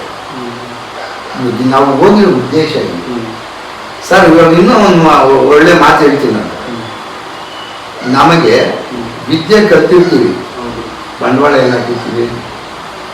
ಒಂದ್ಸಾರಿ 4,000 ತಗೊಂತೀವಿ, ಒಂದ್ಸಾರಿ ಎಲೆ ತಗೊಂತೀವಿ, ಒಂದ್ಸಾರಿ ಡೋಲ್ ತಗೊಂತೀವಿ, ಬಂಡವಾಳ ಹಾಕ್ತೀವಿ. ಆಮೇಲೆ ಅದು ಮುಚ್ಚಂಡ ಹಾಕೋದು, ಆಮೇಲೆ ಅದೆಲ್ಲ ಸಪ್ರೇಟ್ ಬಿಡ್ರಿ ಅದು ಅಲ್ವಾ. ಒಂದ್ಸಾರಿ ಬಂಡವಾಳ ಹಾಕ್ತೀವಿ, ಆಮೇಲೆ ನಮ್ಮ ಎಫರ್ಟ್ ಮೇಲೆ ಅಲ್ವಾ, ನಮ್ಮ ಎನರ್ಜಿ ಮೇಲೆ ನಾವು ಸಂಪಾದನೆ ಮಾಡೋದು. ಚಳಿ ಅನ್ನಂಗಿಲ್ಲ, ಗಾಳಿ ಅನ್ನಂಗಿಲ್ಲ, ಮಳೆ ಅನ್ನಂಗಿಲ್ಲ. ನಾವು ಇಲ್ಲಿಂದ ಎಲ್ಲಿಗೋ ಹೋಗ್ಬೇಕು ಅಲ್ವಾ, ಒಂದ್ ಕಡೆ ಇರಂಗಿಲ್ಲ. ಹಣ ಸಂಪಾದನೆ ಮಾಡ್ಬೇಕಾದ್ರೆ ಏನೋ ಕಷ್ಟಪಟ್ಟು ಹೋಗ್ಬೇಕು. ಸೊ ಹೋಗ್ತೀವಿ, ಹೋದಾಗ ಈ ನಾವು ನಮ್ಮ ಶಿಸ್ತನ್ನ ಪಾಲಿಸ್ತೀವಿ. ನಾವು ಎಲ್ಲಿರ್ಬೇಕು ಅಲ್ಲಿ ಇರ್ಬೇಕು. ಅದು ಬಿಟ್ಟು ನಾವು ಎಲ್ಲೋ ಒಂದು ಕಡೆ ಗೆಸ್ಟ್ಗಳು ಬರೋ ಕಡೆ ಅಲ್ಲಿ ಕೂತ್ಕೊಂಡು ಮೊಬೈಲ್ ನೋಡ್ಕೊಂಡು ಹಿಂಗೆ ಕಳ್ಕೊಂಡು ಕೂತ್ಕೊಳ್ಳೋದು, ಇದೆಲ್ಲ ಒಂಥರ ಚೆನ್ನಾಗಿದೆ ನೋಡೋದು. ನಮ್ಮ ಕಲಾವಿದರು ವಾದ್ಯ ಅನ್ನೋ ಶೋಗಾಗಿ ಎಲ್ಲರೂ ಅಲ್ಲಿ ಇರ್ಬೇಕು, ಶಿಸ್ತಾಗಿ ಇರ್ಬೇಕು. ಅಲ್ಲಿದ್ದಾಗ ಅವ್ರಿಗೂ ಅನ್ಸುತ್ತೆ, ವಾದ್ಯದವ್ರು ಶಿಸ್ತಾಗಿದ್ದಾರೆ ಅನ್ಸುತ್ತೆ. ಕೆಲವು ಶಿಸ್ತುಗಳು ನಮ್ಮವ್ರು ಕಲ್ತ್ಕೊಂಡ್ರೆ ಬಹಳ ಒಳ್ಳೇದು ಸರ್. ಯಾಕಂದ್ರೆ ನಮ್ಮ ನಾಗೇಶ್ವರ ಡೋಲು ಅಂದ್ರೇನೆ ಒಂದು ಕೀಳರಿಮೆ ಆಗಿಬಿಟ್ಟಿದೆ ಸರ್, ಇನ್ಫೀರಿಯಾರಿಟಿ, ಕೀಳರಿಮೆ ಹಾಗಾಗ್ಬಿಟ್ಟಿದೆ. ನಮ್ಮ ಜನಾಂಗ ಅಂತ ಹೇಳ್ಕೊಡೋದು ಕೂಡ ನಮಗೆ ಇನ್ಫೀರಿಯಾರಿಟಿ ಆಗಿಬಿಟ್ಟಿದೆ. ಬೇರೆ ಜನಾಂಗದವರು ಯಾವ ಥರ ಬೆಳೀತಾ ಇದ್ದಾರೆ, ಚೆನ್ನಾಗಿ ಬೆಳೀತಾ ಇದ್ದಾರೆ. ನಮ್ಮಲ್ಲಿ ಏನಾಗಿದೆ, ಕಲಾವಿದರಲ್ಲಿ ಒಬ್ಬನ ಕಂಡ್ರೆ ಒಬ್ಬನ ಜಾಸ್ತಿ. ಮೊದಲು ಕುಳ್ಳು ಹುಟ್ಬಿಟ್ಟು ಆಮೇಲೆ ನಮ್ಮ ಕಲಾವಿದರು ಹುಟ್ಟಿದ್ದಾರೆ ಅನ್ಸುತ್ತೆ. ಈ ಥರ ಆ ಒಂದು ಅಭಿಪ್ರಾಯ ಇರಬಾರ್ದು ನಮಗೆ. ಯಾರೇ ಎಷ್ಟೇ ನೋಡಿಸ್ಲಿ ಎಲ್ಲರೂ ನಮ್ಮದೇ. ಅವ್ರು ನಮ್ಮ ಜೊತೆಲಿ ಹಾಕ್ಕೊಂಡು ಜೊತೆಲಿ ಬೆಳೆಸ್ಕೊಂಡು ಹೋಗ್ತೀವಿ. ಇದನ್ನ ಇದೆಲ್ಲ ನಮ್ಮ ಕಲಾವಿದರು ಮದ್ಯಪಾನ ಮಾಡಿಬಿಟ್ಟು ಸರ್, ಅದ್ರ ಬಗ್ಗೆ ಹೇಳ್ಬೇಕಾದ್ರೆ ನನಗೆ ಭಾಳ ಅಸಹ್ಯ ಆಗುತ್ತೆ ಸರ್. ಅಸಹ್ಯ. ಕೆಲವು ಕಲಾವಿದರು ಏನಾಗ್ಬಿಟ್ಟಿದೆ, ಚಿಕ್ಕ ವಯಸ್ಸಿಗೆ ಮದ್ಯಪಾನ ಕಲ್ತ್ಕೊಂಡಿರ್ತಾರೆ. ಈಗ ಏನಾಗಿದೆ, ಈ ಪ್ರಪಂಚ ಸಂಗೀತಗಾರರು ಎಲ್ಲೋ ತಮಿಳ್ನಾಡು ಕಡೆ ಬರ್ತಾರೆ, ಅವರು ಚೆನ್ನಾಗಿ ನುಡಿಸ್ತಾರೆ, ಹಂಗೆ ಹಿಂಗೆ ಅಂತ ಹೇಳ್ಬಿಟ್ಟು ಅವರು ಒಂದು ಪಾನು ಹಾಕ್ತಾರೆ, ಎಲೆ ಹಾಕ್ತಾರೆ. ಎಲೆ ಹಾಕಿ ಅವ್ರೇನು ಮಾಡ್ತಾರೆ, ಈ ಬಾಟ್ಲು ಒಂದು ಇಟ್ಕೊಂಡಿರ್ತಾರೆ, ಅದಕ್ಕೊಂದು ಬಟ್ಟೆ ಸುತ್ತಿರ್ತಾರೆ, ಅದ್ರೊಳಗೆ ಉಟ್ಕೊಂಡು ಎಲೆ ಅಲ್ಲಿ ಬಿಡ್ತಾರೆ. ಈ ಆ ಟ್ರೆಂಡ್ ಇವಾಗ ನಮ್ಮ ಹುಡುಗರಿಗೂ ಬಂದಿದೆ. ಎಲೆ ಹಾಕೊಳ್ಳೋದು, ಉಗಿಯೋದು, ಒಂದು ಬೇರೆ ಇಟ್ಕೊಳ್ಳೋದು. ಏನು ಅಭ್ಯಾಸ ಇದೆ. ಆಮೇಲೆ ಹೋಗೋದು, ಟೈಮ್ ಸಿಕ್ತಲ್ಲ, ಟೈಮ್ ಸಿಕ್ಕಿದ ತಕ್ಷಣ ಹೋಗೋದು, ಅಲ್ಲೆಲ್ಲೋ ಒಂದು ಕಡೆ ಇರ್ತದೆ. ಅದ್ರ ಮೇಲೆ ಹಾಕಿರ್ತಾರೆ ಸರ್, ಏನು ಮದ್ಯಪಾನ ಆರೋಗ್ಯಕ್ಕೆ ಹಾನಿಕರ ಅಲ್ವಾ, smoking is injurious to health, smoke ಕೂಡ ಹಾಕಿರ್ತಾರೆ. ಅದು ಪುಸ್ತಕದ ಬದನೆಕಾಯಿ, ಆರೋಗ್ಯಕ್ಕೆ ಹಾನಿಕರ, ಇದು ಶಾಸನ ವಿಧಿಸಿದ ಪ್ರಕಾರ ಅಂತ ಅದ್ರ ಮೇಲೆ ಹಾಕಿರ್ತಾರೆ. ಅದು ಬೋರ್ಡ್ ಅಲ್ಲಿ ಇರುತ್ತೆ ಅಷ್ಟೇ. ಆಚರಣೆಗೆ ಯಾವಾಗ ಬಂತು? ಅದು ಆಚರಣೆಗೆ ಬರಲೇ ಇಲ್ಲ ಅಲ್ವಾ. ಕುಡಿಯೋದು ಕುಡಿತಾ ಇದ್ದೀವಿ ನೀವು, ಶಾಸನ ವಿಧಿಸಿದ ಪ್ರಕಾರ ಅಂತ ಹೇಳ್ಬಿಟ್ಟು ಅಲ್ಲಿ ಹಾಕಿದ್ದಾರೆ ಸರ್ಕಾರ. ಅವ್ರಿಗೆ ಬೇಕು ಏನೋ, ಅದರಿಂದಾನೇ ಅವ್ರಿಗೆ ದುಡ್ಡು. ಅದನ್ನ ಟ್ರೆಂಡ್ ಮಾಡಿಕೊಂಡು ನಮ್ಮ ಹುಡುಗರು ಸಹ ಕೆಟ್ಟೋಗ್ತಿದ್ದಾರೆ. ಆ ಒಂದು ಪದ್ಧತಿನ ಬಿಡಬೇಕು ನಮ್ಮ ಜನಾಂಗ. ನೋಡಿ, ನಮ್ಗೆ ಇಷ್ಟು ವಯಸ್ಸಾಗಿದೆ, ಇವತ್ತೂ 63 ವರ್ಷ ವಯಸ್ಸಾಗಿದೆ, ಇವತ್ತಿಗೂ ಅದರ ಗಾಳಿ ಗೊತ್ತಿಲ್ಲ ನನಗೆ. ಬೀಡಿ ಸಿಗರೇಟ್ ಆಗಲಿ, ಎಂಡ ಸಾರೆ ಆಗಲಿ, ಅದ್ರ ಗಾಳಿ ಗಂಧ ಗೊತ್ತಿಲ್ಲ ನನಗೆ. ನಾನು ಹೋದ ಕಡೆ ಎಲ್ಲ ಕೆಲವ್ರು ಮುನ್ನಾಣಪ್ಪನ ಬರ್ತಾರಂದ್ರೆ ನಾನು ಬರೋಲ್ಲ ಅಂತಾರೆ. ಏನು ಭಯನ? ನಾನೇನು ಮನುಷ್ಯ ಅಲ್ವಾ? ಯಾಕೆ ಅಂದರೆ ಈ ಥರ ಬುದ್ಧಿ ಮಾತ್ರ ಹೇಳ್ತೀನಲ್ಲ, ಎಲ್ಲರಿಗೂ ಒಂದು ಒಳ್ಳೆ ಮಾರ್ಗದಲ್ಲಿ ಹೋಗಪ್ಪ ಅಂತ ಹೇಳ್ತೀನಲ್ಲ, ಅದಕ್ಕೆ ನಾನು ಅಂದರೆ ಏನೋ ಈ ಥರ. ಅದಕ್ಕೆ ನಮ್ಮ ಜನಾಂಗಕ್ಕೆ ಹೇಳ್ತೀನಿ, ನಮ್ಮ ಕಲಾವಿದರಿಗೆ ಹೇಳ್ತೀನಿ, ಯಾವುದೇ ತಪ್ಪು ನಡತೆಗಳು ಬೇಡ, ಒಳ್ಳೆ ಶಿಸ್ತಿಂದ ಪಾಲಿಸಿ. ಈ ಒಂದು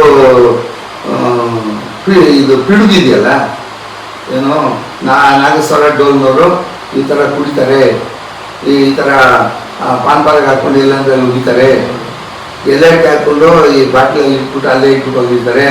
ಎಷ್ಟೋ ಚೌಲ್ಟ್ರಿಗಳಲ್ಲಿ ನಮಗೆ ದೂರ ಹೇಳಿದ್ದಾರೆ ಸರ್, ನಿಮ್ಮವರು ನೋಡ್ರಿ ಇಲ್ಲಿ ಬಾಟ್ಲಿ ತುಂಬ ಇದು ಮಾಡಿಬಿಟ್ಟು ಬಿಟ್ಬಿಟ್ಟವ್ರೆ, ನಾನು ಕಸ ತೊಳೋವಾಗ ಹಿಂಗೆಲ್ಲ ಬಿದ್ದೋಯ್ತು, ಅದೆಲ್ಲ ಕೆಂಪಗಾಗ್ಬಿಟ್ಟು ನಿಮ್ಮವರು ಅಂತ ಎಷ್ಟು ಹೇಳ್ತಾರೆ. ನಮಗೆ ಮನಸ್ಸಿಗೆ ಎಷ್ಟು ನೋವಾಗುತ್ತೆ ಅಲ್ವಾ. ಆ ಥರ ಬಹಳಷ್ಟು ಜನ ನಮ್ಮ ಕಲಾವಿದರು ಕಲ್ತ್ಕೋಬೇಕು. ಒಂದು ಮಾರ್ಗದರ್ಶನ ಹೇಳ್ತಾ ಇದ್ದೀನಿ, ದಯವಿಟ್ಟು ಯಾರು ಅನ್ಯತಾ ಭಾವಿಸ್ಬಾರ್ದು. ಸರಿ, ನೆಕ್ಸ್ಟ್ ನಾಸ್ವರ ಅದೇ ನಾಗೇಶ್ವರ. ನಾಗೇಶ್ವರ ಬಗ್ಗೆ ಏನು ಹೇಳೋದು ಅಂತಂದ್ರೆ, ಈ ಸಂಗೀತ ಹುಟ್ಟಿದ್ದು ಹೇಗೆ? ಸಂಗೀತ ಹುಟ್ಟಿದ್ದು ಹೇಗೆ ಸಾಲ ಅದು ಹೊಟ್ಟೆ ಕಲ. ಸಂಗೀತ ಹುಟ್ಟಿದ್ದು ಸಂಗೀತ ಹುಟ್ಟಿದ್ದು ಹೇಗೆ? ಸರ್, ಓಕೆ ಸರ್, ಸಂಗೀತ ಹುಟ್ಟಿದ್ದು ಹೇಗೆ ಸರ್? ನಿಖಿಲ್ ಅವರೇ, ಒಂದು ಮಾತು ಹೇಳ್ತೀನಿ. ಸಂಗೀತ ಈ ಜಗತ್ತಲ್ಲೇ ಹುಟ್ಟಿದ್ದು ಮೊದಲನೇದು. ಓಂ ಅನ್ನೋ ಶಬ್ದ ಇದೆಯಲ್ಲ, ಆ ಓಂಕಾರನೇ ಸಂಗೀತ. ಅಕಾರ, ಉಕಾರ, ಮಕಾರ ಮೂರು ಸೇರಿದ್ರೆ ಓಂಕಾರ. ಆ ಓಂಕಾರ ಅದೇ ಒಂದು ಶಬ್ದದಿಂದ ನಮ್ಮ ಸಂಗೀತ ಉತ್ಪತ್ತಿಯಾಗಿದ್ದು, ಜಗತ್ತೇ ಉತ್ಪತ್ತಿಯಾಗಿದ್ದು ಓಂಕಾರದಿಂದ. ಅದರಲ್ಲೂ ವೇದಗಳಲ್ಲಿ 4 ವೇದಗಳು. 4 ವೇದಗಳಲ್ಲಿ ಒಂದು ವೇದ ಋಗ್ವೇದ, ಯಜುರ್ವೇದ, ಇದು ಎಲ್ಲ ಇದೆ. ಅಥರ್ವಣ ವೇದ ಇದೆ, ಅದರಲ್ಲಿ ಸಾಮವೇದ. ಸಾಮವೇದ ಸೃಷ್ಟಿಯಾಗಿದ್ದು ಯಾರಿಂದ? ತುಂಬಾ ಚೆನ್ನಾಗಿ ಹೇಳಿದ್ದೀರಾ. ನೆಕ್ಸ್ಟ್ ಬಂದ್ಬಿಟ್ಟು ನಮ್ಮ ತ್ಯಾಗರಾಜ ಸ್ವಾಮಿ ಕೃತಿಗಳು, ಯಾವಾಗ 2 ಅರ್ಥ ಪೂರ್ಣವಾಗಿ ತಿಳಿಸ್ಕೊಡಿ.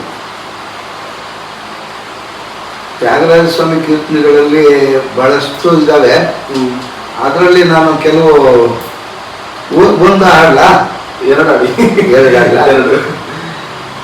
ರಾಮ ಭಕ್ತಿ ಸಾಮ್ರಾಜ್ಯ ಮೇ, ರಾಮ ಭಕ್ತಿ ಸಾಮ್ರಾಜ್ಯ ಮೇ, ರಾಮ ಭಕ್ತಿ ಸಾಮ್ರಾಜ್ಯ ಮೇ, ರಾಮ ಭಕ್ತಿ ಸಾಮ್ರಾಜ್ಯ ಮೇ. ವೇಮನವುಲ ಕಬಿನು ಮನಸ, ವೇಮನವುಲ ಕಬಿನು ಮನಸ, ರಾಮ ಭಕ್ತಿ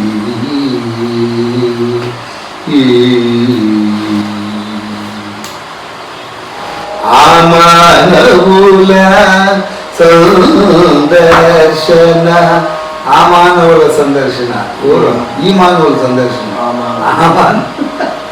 ಆ ಮಾನವುಲ ಸಂದರ್ಶನ ಆ ಮಾನವುಲ ಸಂದರ್ಶನ ಅತ್ಯಂಕ ಮೃಗಾನಂದವೇ ಅತ್ಯಂಕ ಮೃಗಾನಂದವೇ ರಾಮವೇ ತೀರ ರಾಜವೇ ಪ್ರೇಮ ನವುಲ ಕಪಿಲ ಮನಸ ರಾಮವೇ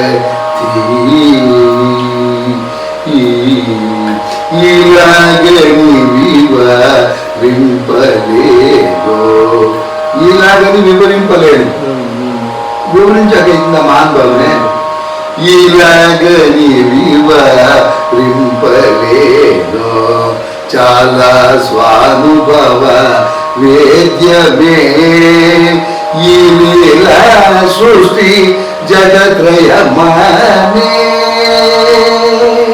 ಸೃಷ್ಟಿನೇ ಆಗಿದೆ ಜಗತ್ತು ಅಂತ ಆಗಿದೆ ಈ ಲೀಲಾ ಸೃಷ್ಟಿ ಜಗತ್ರಯಮನೆ ಕೋಲಾಗಲ ಶ್ರೀ ತ್ಯಾಗರಾಜನುತ ಮಗು ಕೋಲಾಗಲ ಶ್ರೀ ತ್ಯಾಗರಾಜನುತ ಮಗು ರಾಮ ತೀರ ರಜವೇ ಪ್ರೇಮ ಮೌಲ ಕಪಿಲು ಮನಸ ರಾಮ ಬೀ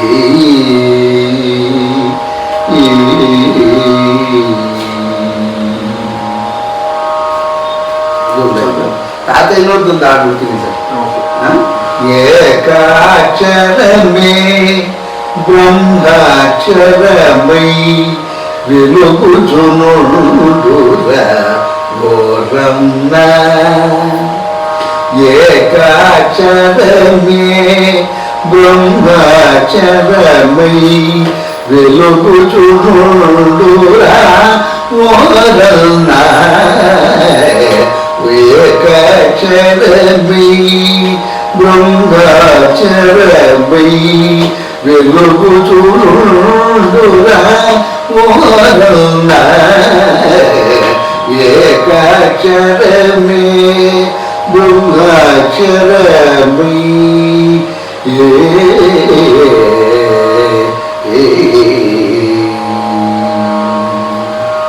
ಇದು ತಾತಯ್ಯ ಬ್ರಹ್ಮಮು ನೀವೇರ ಜೀವ ಬ್ರಹ್ಮಮು ನೀವೇರ ಎಲ್ಲ ನಿನ್ನಲ್ಲೇ ಇದೆ ಬ್ರಹ್ಮಮು ನೀವೇರ ಜೀವ ಬ್ರಹ್ಮಮು ನೀವೇರ ಗುರುನಗು ಗುರು ಸದ್ಗುರು ಗುರು ತಿರುಗಿದೆ ಗುರುನಗು ಗುರು ಸದ್ಗುರು ಗುರು ತಿರುಗಿದೆ ಬ್ರಹ್ಮಮು ನೀವೇರ ಜೀವ ಬ್ರಹ್ಮಮು ನೀವೇರ తత్వములిరువది నాకు మీద పరతత్వము తెలిసిన ప్రాజ్ఞుడైతే బ్రహ్మము నీవేరా జీవ బ్రహ్మము నీవేరా ఎనిమిది దిక్కులు ఎక్కడ చూడక పశ్చిమ దిక్కునే పాగు చూసితే బ్రహ్మము నీవేరా జీవ బ్రహ్మము నీవేరా ఏకభావమై వెలిలో ఒకటై మూటిన నడించే మూనము తెలిసితే బ్రహ్మము నీవేరా జీవ బ్రహ్మము నీవేరా నాదములో గల నాదము వినుచు వినోదము తోన నీవు పరవశుడైతే బ్రహ్మము నీవేరా జీవ బ్రహ్మము నీవేరా ಇದು ತಾತಯ್ಯನವರ ಸಾಹಿತ್ಯ నిన్ను నీవే తెలియరా నీలో ఉన్నది ದೇವರ ಎಷ್ಟು ಚೆನ್ನಾಗಿ ಹೇಳಿದ್ದಾರೆ ನೋಡಿ ಅಣ್ಣವ್ರೆ ನಿಮ್ಮ ಹತ್ರ ಒಂದು ಹಳೆ ಪುಸ್ತಕ ಇದೆ ಅಂತ ಕೇಳ್ಪಟ್ಟೆ ನಾನು ಅದು ಸಂಗೀತ ದರ್ಪಣ ಅಂತ ಹೇಳಕ್ ಇಷ್ಟಪಡ್ತೀನಿ ನಾನು ಅದು ಸಂಗೀತ ವಿದ್ಯಾ ದರ್ಪಣ ನಿಖಿಲ್ ಅವರೇ ಇದೆಯಾ ನಿಮ್ಮ ಹತ್ರ ಇದೆ ಇಲ್ಲೇ ಇದೆ ಅದು ಒಂದು 100 ವರ್ಷ ಮೇಲ್ಪಟ್ಟಿರುತ್ತೆ ಓಕೆ ಅದು ಏಕ ಸುಬ್ಬರಾವು ಅವರು ರಚನೆ ಮಾಡಿರ್ತಕ್ಕಂಥದ್ದು ಇದು ನಮ್ಮ ವೆಂಕಟರಮಣಪ್ಪ ಅಂತಿದ್ರು, ವೆಂಕಟರಮಣಪ್ಪ ಅಂತ. ಅವರು ಅಡ್ಡ ಹೆಸರು ರಾಘವೇಂದ್ರ ಸ್ವಾಮಿ. ನಾನು ಇಲ್ಲಿ ಸಂಗೀತ ಪಾಠಶಾಲೆಯಲ್ಲಿ ಪಾಠ ಹೇಳ್ಕೊಡುವಾಗ ಆ ಪುಣ್ಯಾತ್ಮರು ನನಗೆ ಇದು ತಂದ್ಕೊಟ್ರು. ನೀವು ನಾನು ಸತ್ತೋಗ್ತೀನಿ, ನೀವು ಇರೋವಾಗಲೇ ನೀವು ಎಷ್ಟೋ ಜನಕ್ಕೆ ದಾನ ಮಾಡ್ತಾ ಇದ್ದೀರಿ, ವಿದ್ಯಾದಾನ, ಇದು ನಿಮ್ಗೆ ಅನುಕೂಲ ಆಗುತ್ತೆ ಅಂತ ತಂದ್ಕೊಟ್ರು. ಇವತ್ತು ಅವ್ರನ್ನ ಸ್ಮರಿಸ್ಬೇಕು ಸರ್. ಯಾಕಂದ್ರೆ ಇದು ಒಂದು ₹1,00,00,000 ಸೊತ್ತು ನನಗೆ. ಎಷ್ಟೋ ಬಿಲ್ಡಿಂಗ್ ಕಟ್ಬೋದು, ಜಮೀನುಗಳು ತೆಗಿಬೋದು. ನನಗೆ ಈ ಸಂಗೀತದಲ್ಲಿ ಇದು ನನಗೆ ₹1,00,00,000. ಇದು ಈ ಸೊತ್ತು ನೋಡಿ ಸರ್, ತುಂಬಾ ಹಳೆಯದು.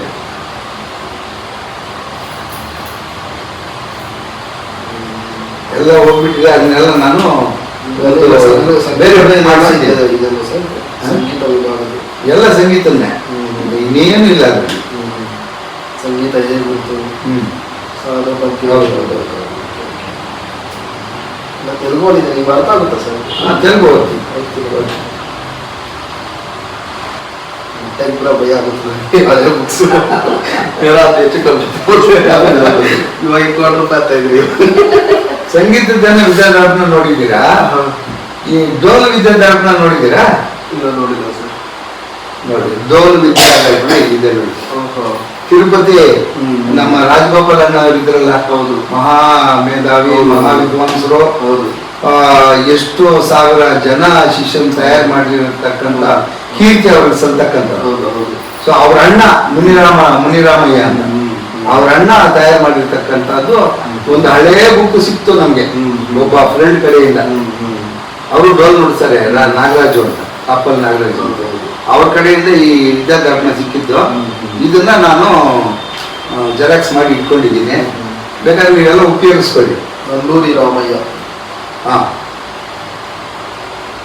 ಪ್ರಥಮ ಶಿಷ್ಯರು ಸಹಾಯ ಕಂದಕಪ್ಪ. 1999 ಹಿಡಿದು ಎಲ್ಲ ಇದೆ ನೋಡಿ. ತೆಲುಗು ಭಾಷೆ.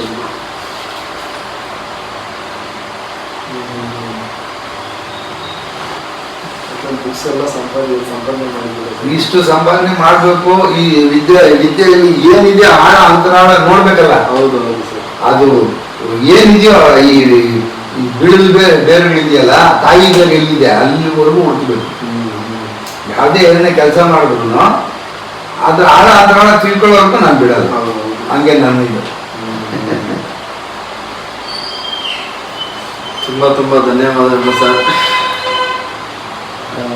ನಿಖಿಲ್ ಅವರೇ, ನೀವು ಇವತ್ತು ಕೆಲಸ ಕಾರ್ಯ ಎಲ್ಲ ಬಿಟ್ಟು ನಮಗಾಗಿ ಒಂದು ಇದಕ್ಕೆ ಬಂದಿದ್ದು, ನಮ್ಮ ಮನೆಗೆ ಬಂದು ಈ ಒಂದು ಪರಿಚಯ ಮಾಡಿಕೊಟ್ಟು ನಮ್ಮನ್ನ ಒಂದು ಎಲ್ಲ ಒಂದು ಇದಕ್ಕೆ ನಮ್ಮ ಸಂಗೀತ ಲೋಕಕ್ಕೆ, ನಮ್ಮ ಈ ಒಂದು ಯುವ ಪೀಳಿಗೆಗೆ ಒಂದು ಒಳ್ಳೆ ಮಾರ್ಗದರ್ಶನ ನೀಡೋ ಥರ ಮಾಡಿದ್ದೀರಾ. ನಿಮ್ಮ ICM ಟಿವಿಗೆ ಇನ್ನೂ ಬಹಳ ಎತ್ತರಕ್ಕೆ ಬೆಳಿಬೇಕು. ತುಂಬಾ ಧನ್ಯವಾದಗಳು ನಿಖಿಲ್ ಅವರೇ. ನೋಡೋದಲ್ಲ ಫ್ರೆಂಡ್ಸ್, ನಮ್ಮ ಚಿಕ್ಕಬಳ್ಳಾಪುರದ ಮುನಿನಾರಾಯಣಪ್ಪನವರ ಅವರ ಬಗ್ಗೆ ತಿಳಿದುಕೊಂಡ್ರೆ ಸ್ವಲ್ಪ. ಇನ್ನು ನೆಕ್ಸ್ಟ್ ಮುಂದಿನ ಪ್ರಖ್ಯಾತ ವಿದ್ವಾಂಸರ ಜೊತೆ ಭೇಟಿಯಾಗೋಣ. ಧನ್ಯವಾದಗಳು. ನಾನು ನಿಮ್ಮ ICM ಟಿವಿ ನಿಖಿಲ್.